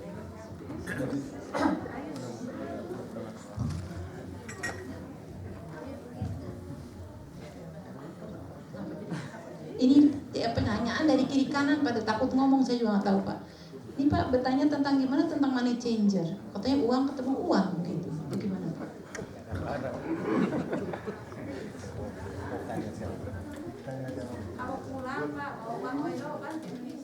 Money changer itu dalam bahasa fikih disebut sorf. Riba itu dalam fikih ada dua macam. Ada riba nasi'ah, yang saya jelaskan tadi sebenarnya riba nasi'ah. Riba nasi'ah itu riba yang muncul karena utang piutang. Tapi ada riba yang kedua yang disebut riba fadl. Riba fadl itu riba yang muncul karena tukar menukar barang riba. Barang riba yang disebut oleh Rasul itu ada 6 macam. 2 diantaranya itu emas dan perak. Kalau 4 yang lain mungkin sudah nggak terlalu populer. Ada gandum, ada garam, ada juwawut, ada apa dan lain-lain. Emas dan perak itu kemudian disamakan dengan mata uang sekarang. Maka yang disebut riba itu apa? Kata Nabi, ini yang kurang lebih ya. Kalau kiai biasanya cukup mengatakan aukamakol. Maksudnya kurang lebih. Karena jangankan Quran, jangankan Allah, kita membuat hadis atas nama Nabi itu juga dosa. Betul kata Bapak, harus hati-hati juga. Makanya cuma kalau hadis itu redaksi nggak harus sama sih. Yang penting maknanya sama, cukup dikatakan kurang lebih. Tapi kalau Quran nggak boleh. nggak boleh kurang lebih menurut Quran nggak. Emas dengan emas itu harus sama dan setimbang. Misalnya punya emas batangan 1 kilo ditukar dengan emas perhiasan 1 kilo, itu harus sama dan setimbang. Kalau emas batangan dengan emas perhiasannya lebih banyak, itu yang disebut riba fadl. Kalau 1 gram emas mungkin hanya dalam bentuk batangan, dengan perhiasan 1 gram itu minta ditambahi. Ini perhiasan kok, saya minta tambah. Nah, tambahan itu disebut riba fadl. Perak dengan perak juga demikian. Kalau ini disamakan dengan mata uang, itu contoh riba fadl itu misalnya kita lebaran, kita punya uang pecahan 100.000 rupiah karena untuk angpau, kemudian kita tukar di pinggir jalan, dapat berapa? 95.000. Nah, yang 5.000 itu disebut riba fadl. Jadi kalau kita nuker 100.000 diganti dengan pecahan 5.000-an, itu ketemunya harus 100.000. Karena apa? Rupiah dengan rupiah itu harus sama dan setimbang. Jadi walaupun 5.000 itu riba, namanya riba fadl. Termasuk kalau barang riba yang lain, gandum dengan gandum, gandum jelek dengan gandum baik, itu 1 kilo dengan 1 kilo, nggak boleh ada perbedaan. Tetapi kalau emas dengan perak itu boleh suka sama suka, kata Rasul begitu. Aukamakal. Kalau emas dengan perak itu boleh suka sama suka. Itu maksudnya sesuai dengan kurs. Boleh sesuai kurs, boleh enggak, terserah. Yang penting tawar-menawar ketemunya berapa, boleh. Tetapi masih ada catatan, yaitu harus yadan biyadin. Harus kontan dari tangan ke tangan dan di tempat. Tidak boleh ada jarak waktu. Oleh karena itu kesimpulannya apa? Kalau disamakan dengan mata uang, kalau rupiah ketemu dengan euro, itu boleh suka sama suka, berapapun juga. Terserah, asal apa? Kontan dan di tempat, cash and carry. Jadi kalau main di money changer, kita langsung tukar di money changer, itu boleh. Yang nggak boleh apa? Di pasar valuta asing. Main falas itu yang haram, karena nggak ada yang cash kan. Kalau pegadaian, Pak.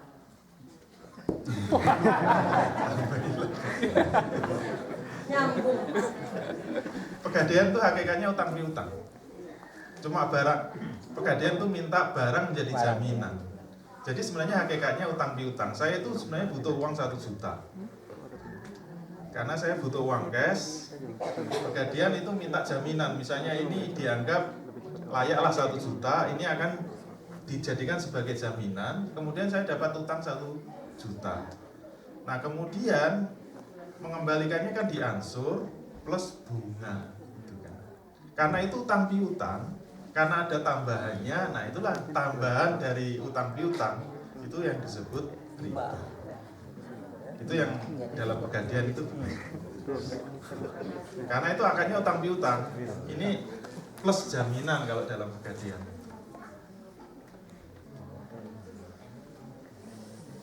Makanya kalau ada pegadaian syariah itu disyariahkan. Diutak-atik biar gaduh. Kalau utang 1 juta, kalau dalam pegadaian syariah mengembalikannya 1 juta juga. Mau berapa tahun ansurannya tetap 1 juta harus 1 juta, itu pegadaian syariah. Tapi kan ada barang yang harus disimpan. Nah, pegadaian syariah minta uang penyimpanan. Bin syariah.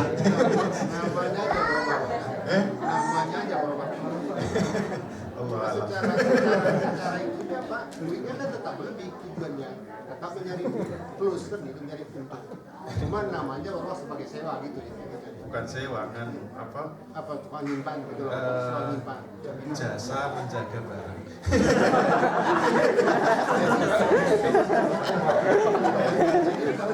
Tambah halus lagi bahasa. Nah, mau pakai hakikat apa pakai zuhir?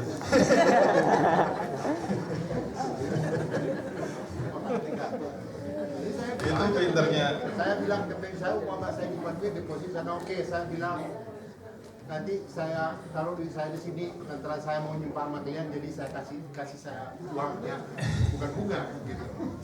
Kelebihannya gitu lah kira-kira. Kan itu adalah bahasa aja, uang simpanan untuk simpan gitu aja. Ya silakan dinilai sendirilah produk-produk syariah. Karena itu kerjaannya mahasiswa saya. Kalau skripsi itu mesti bukan mengkritisi produk-produk perbankan syariah dan lain-lain. Intinya itu tantangan bagi kita semua. Makanya saya di dalam konferensi kemarin saya sampaikan sebenarnya tantangan kita itu adalah kita sekarang dikungkung oleh sistem yang disebut sistem ekonomi kapitalisme. Jantungnya kapitalisme itu sebenarnya satu, yaitu bank. Dan bank itu ada karena apa? Basis operasionalnya itu riba.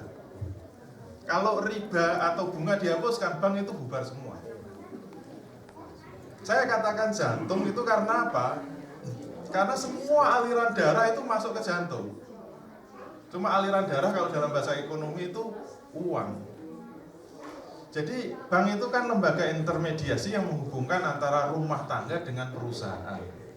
Jadi semua uang yang masuk ke rumah tangga masuk ke bank, kemudian keluar ke perusahaan. Dari perusahaan masuk bank, masuk ke rumah tangga. Makanya jantungnya itu adalah bank.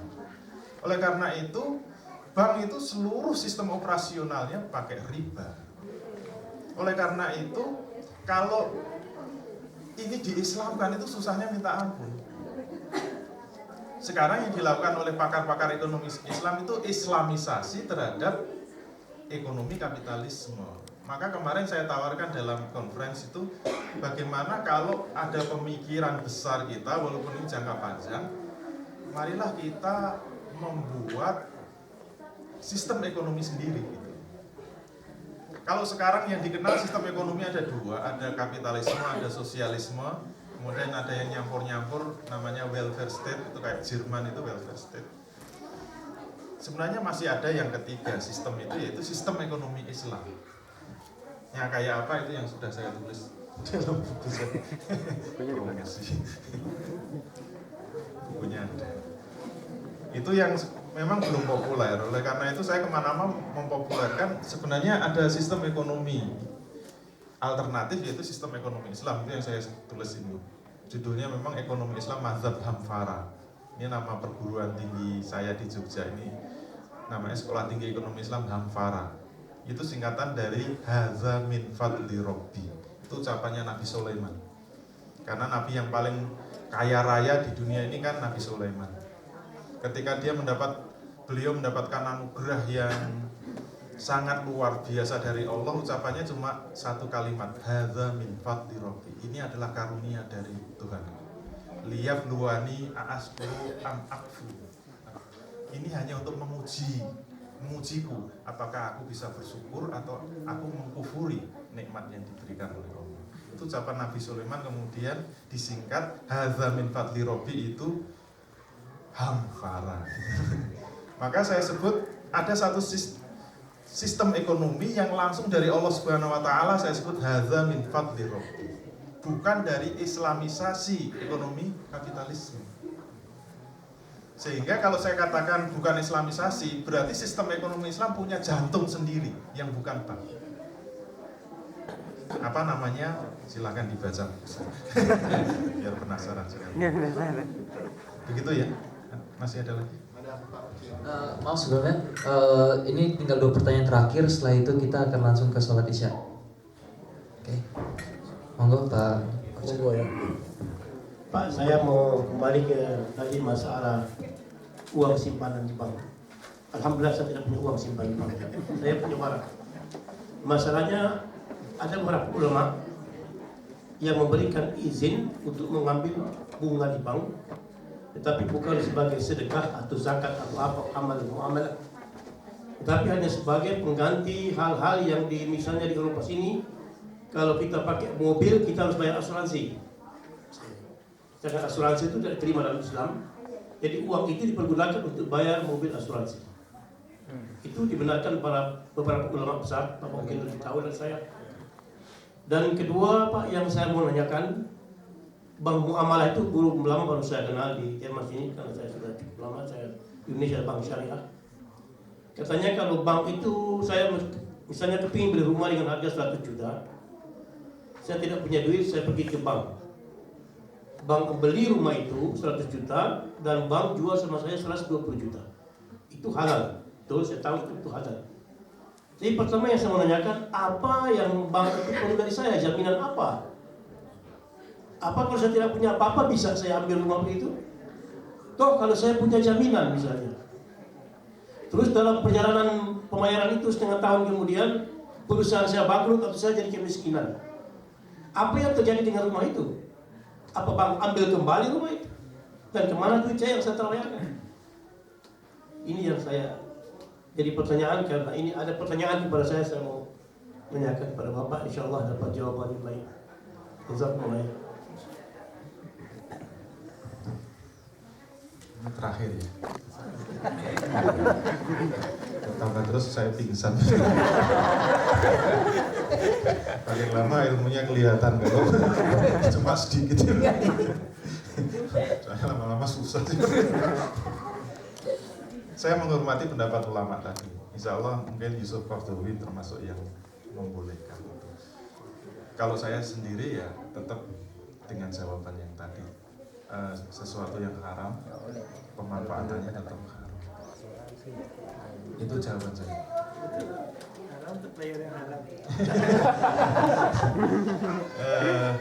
Saya sampai di sini belum berani menjawab. Saya tetap pada jawaban tadi. Allah alam, kalau ada ulama yang begitu, ya kalau kita istiqomah dengan ulama itu ya silakan saja. Sebentar Pak, sebenarnya sebagai manusia yang hidup mungkin di Eropa sini, dia tuh tidak puas dengan satu jawaban. Saya juga ragu-ragu dengan jawaban ini. Jadi dia mencari sampai ulama mengatakan, boleh lah itu ulama saya. Jadi ini yang saya kepingin dari Bapak ke Bapak itu kasih jawaban, berarti Bapak sama seperti saya punya pendapat. Cuma yang kedua saya kepingin tanya dari Bapak jawabannya. Ya kebetulan saya bukan ulama ya,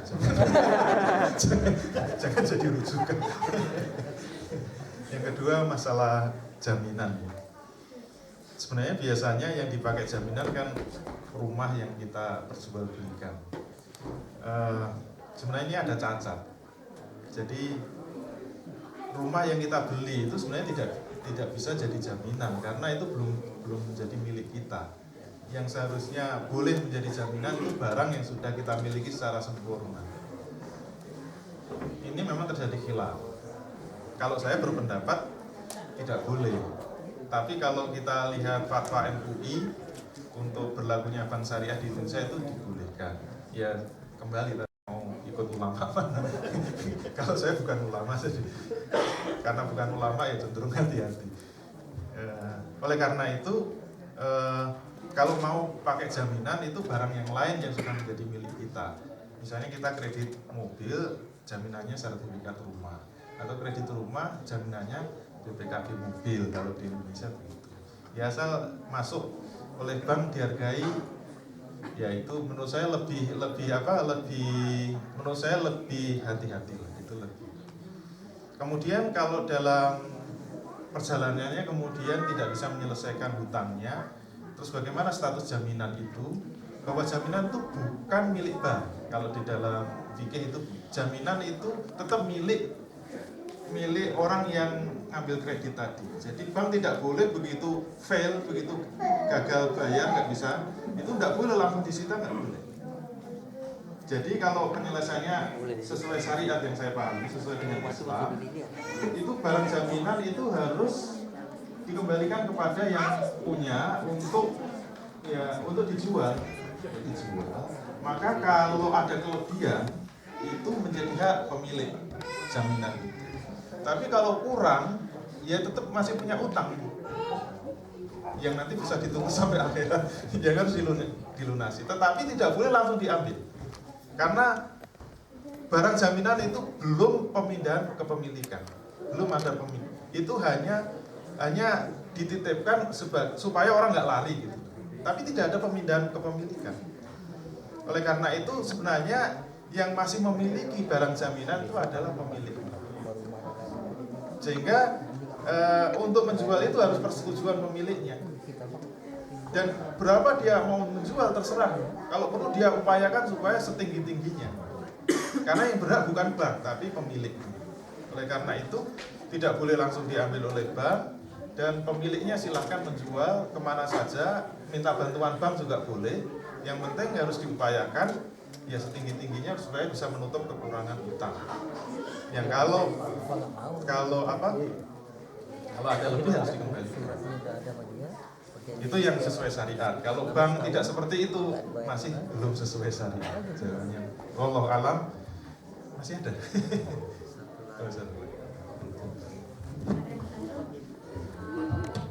Pertanyaan terakhir ya.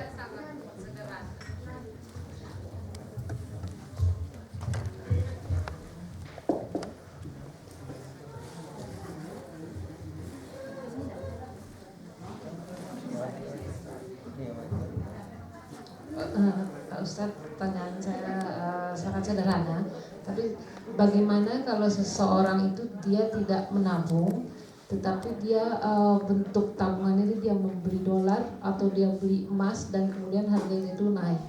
Nah itu apakah mungkin ada orang yang berniat memang dia mencari untung itu apakah salah, tapi atau yang tidak berpunya niat untuk mencari keuntungan itu tapi dia menyimpan saja dolar dan emas atau batangan itu kemudian harga itu naik. Nah itu bagaimana? Terima kasih.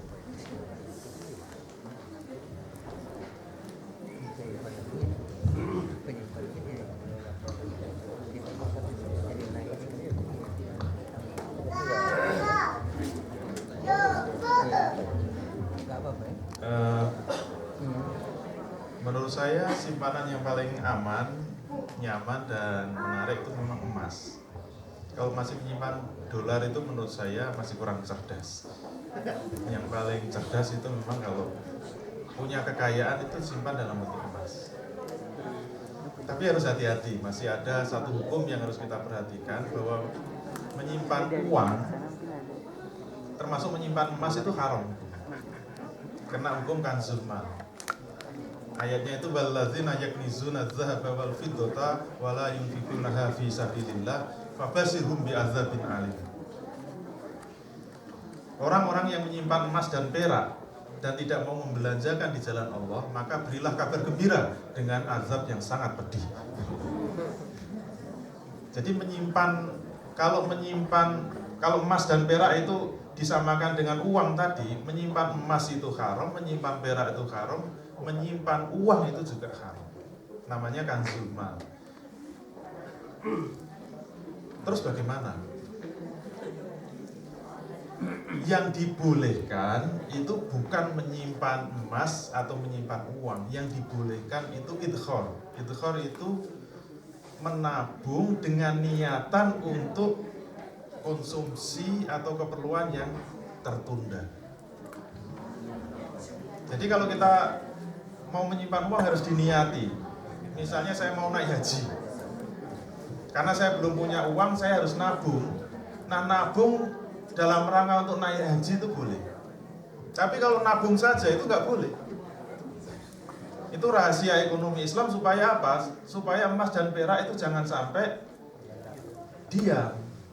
Ini sekaligus menjadi dalil bahwa mata uang itu wajib emas dan perak dalam Islam. Tidak boleh pakai kertas. Kalau aslinya ekonomi Islam. Dan kalau pakai emas dan perak itu harus berputar terus. Supaya tidak ada alasan kalau pakai emas dan perak nanti kurang untuk transaksi. Itu berarti belum pernah ketemu hukum Irving-Fisher. Itu yang kemarin saya jelaskan di konferensi itu. Karena rumusnya M sama dengan P kali T per V. V itu velocity of money. Jadi perputaran uang. Semakin cepat perputaran uang, maka uang M yang kecil itu bisa melumasi transaksi yang besar.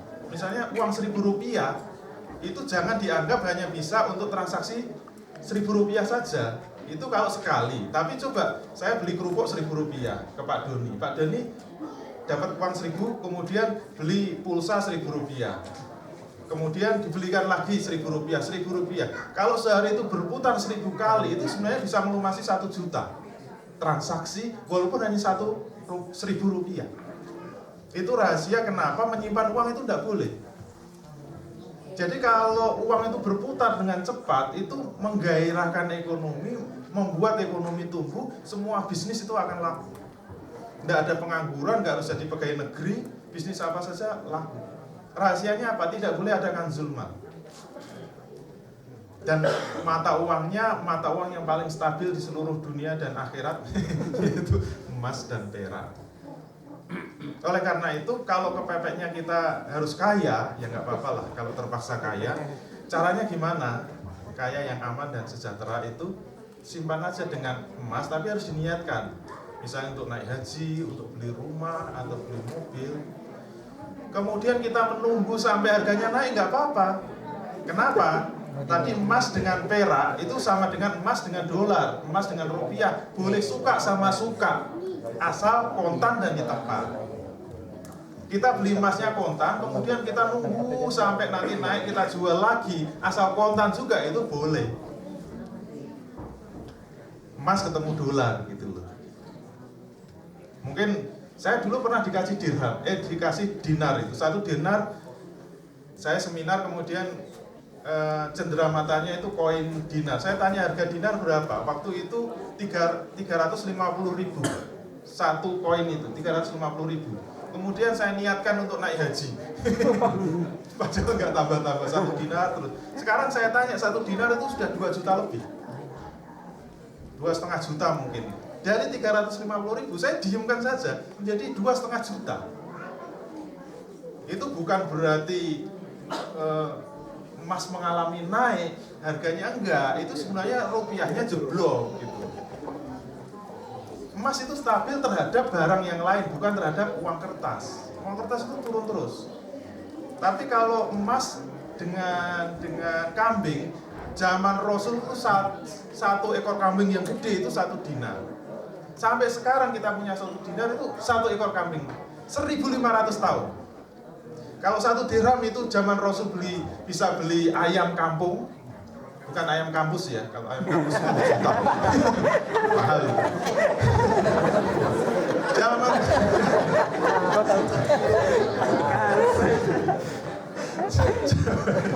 Zaman Rasul itu 1 ayam kampung itu 1 dirham. Sekarang kalau punya 1 dirham itu 1 ekor ayam kampung. Nggak berubah 1.500 tahun. Tapi kalau nyimpan dolar atau nyimpan rupiah, bangkrut itu sebenarnya. Nah, rahasianya itu, maka kalau mau menyimpan emas, yang pertama diniatkan. Untuk apa terserah. Untuk kawin lagi ya. Semangat.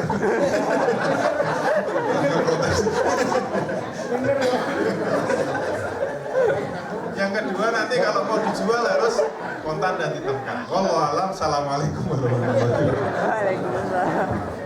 Ini mungkin tadi pertanyaan terakhir. Mungkin kalau misalkan ke bapak-bapak atau ibu-ibu atau teman-teman sekalian yang masih di pertanyaan, mungkin bisa setelah sholat isya tanya langsung ke bapaknya kalau misalkan bersedia.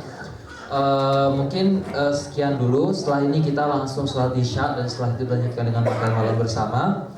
Maafkan jika saya ada kesalahan, karena kesalahan dalam diri saya, dan semua yang baik adalah datang dari Allah Subhanahu wa taala.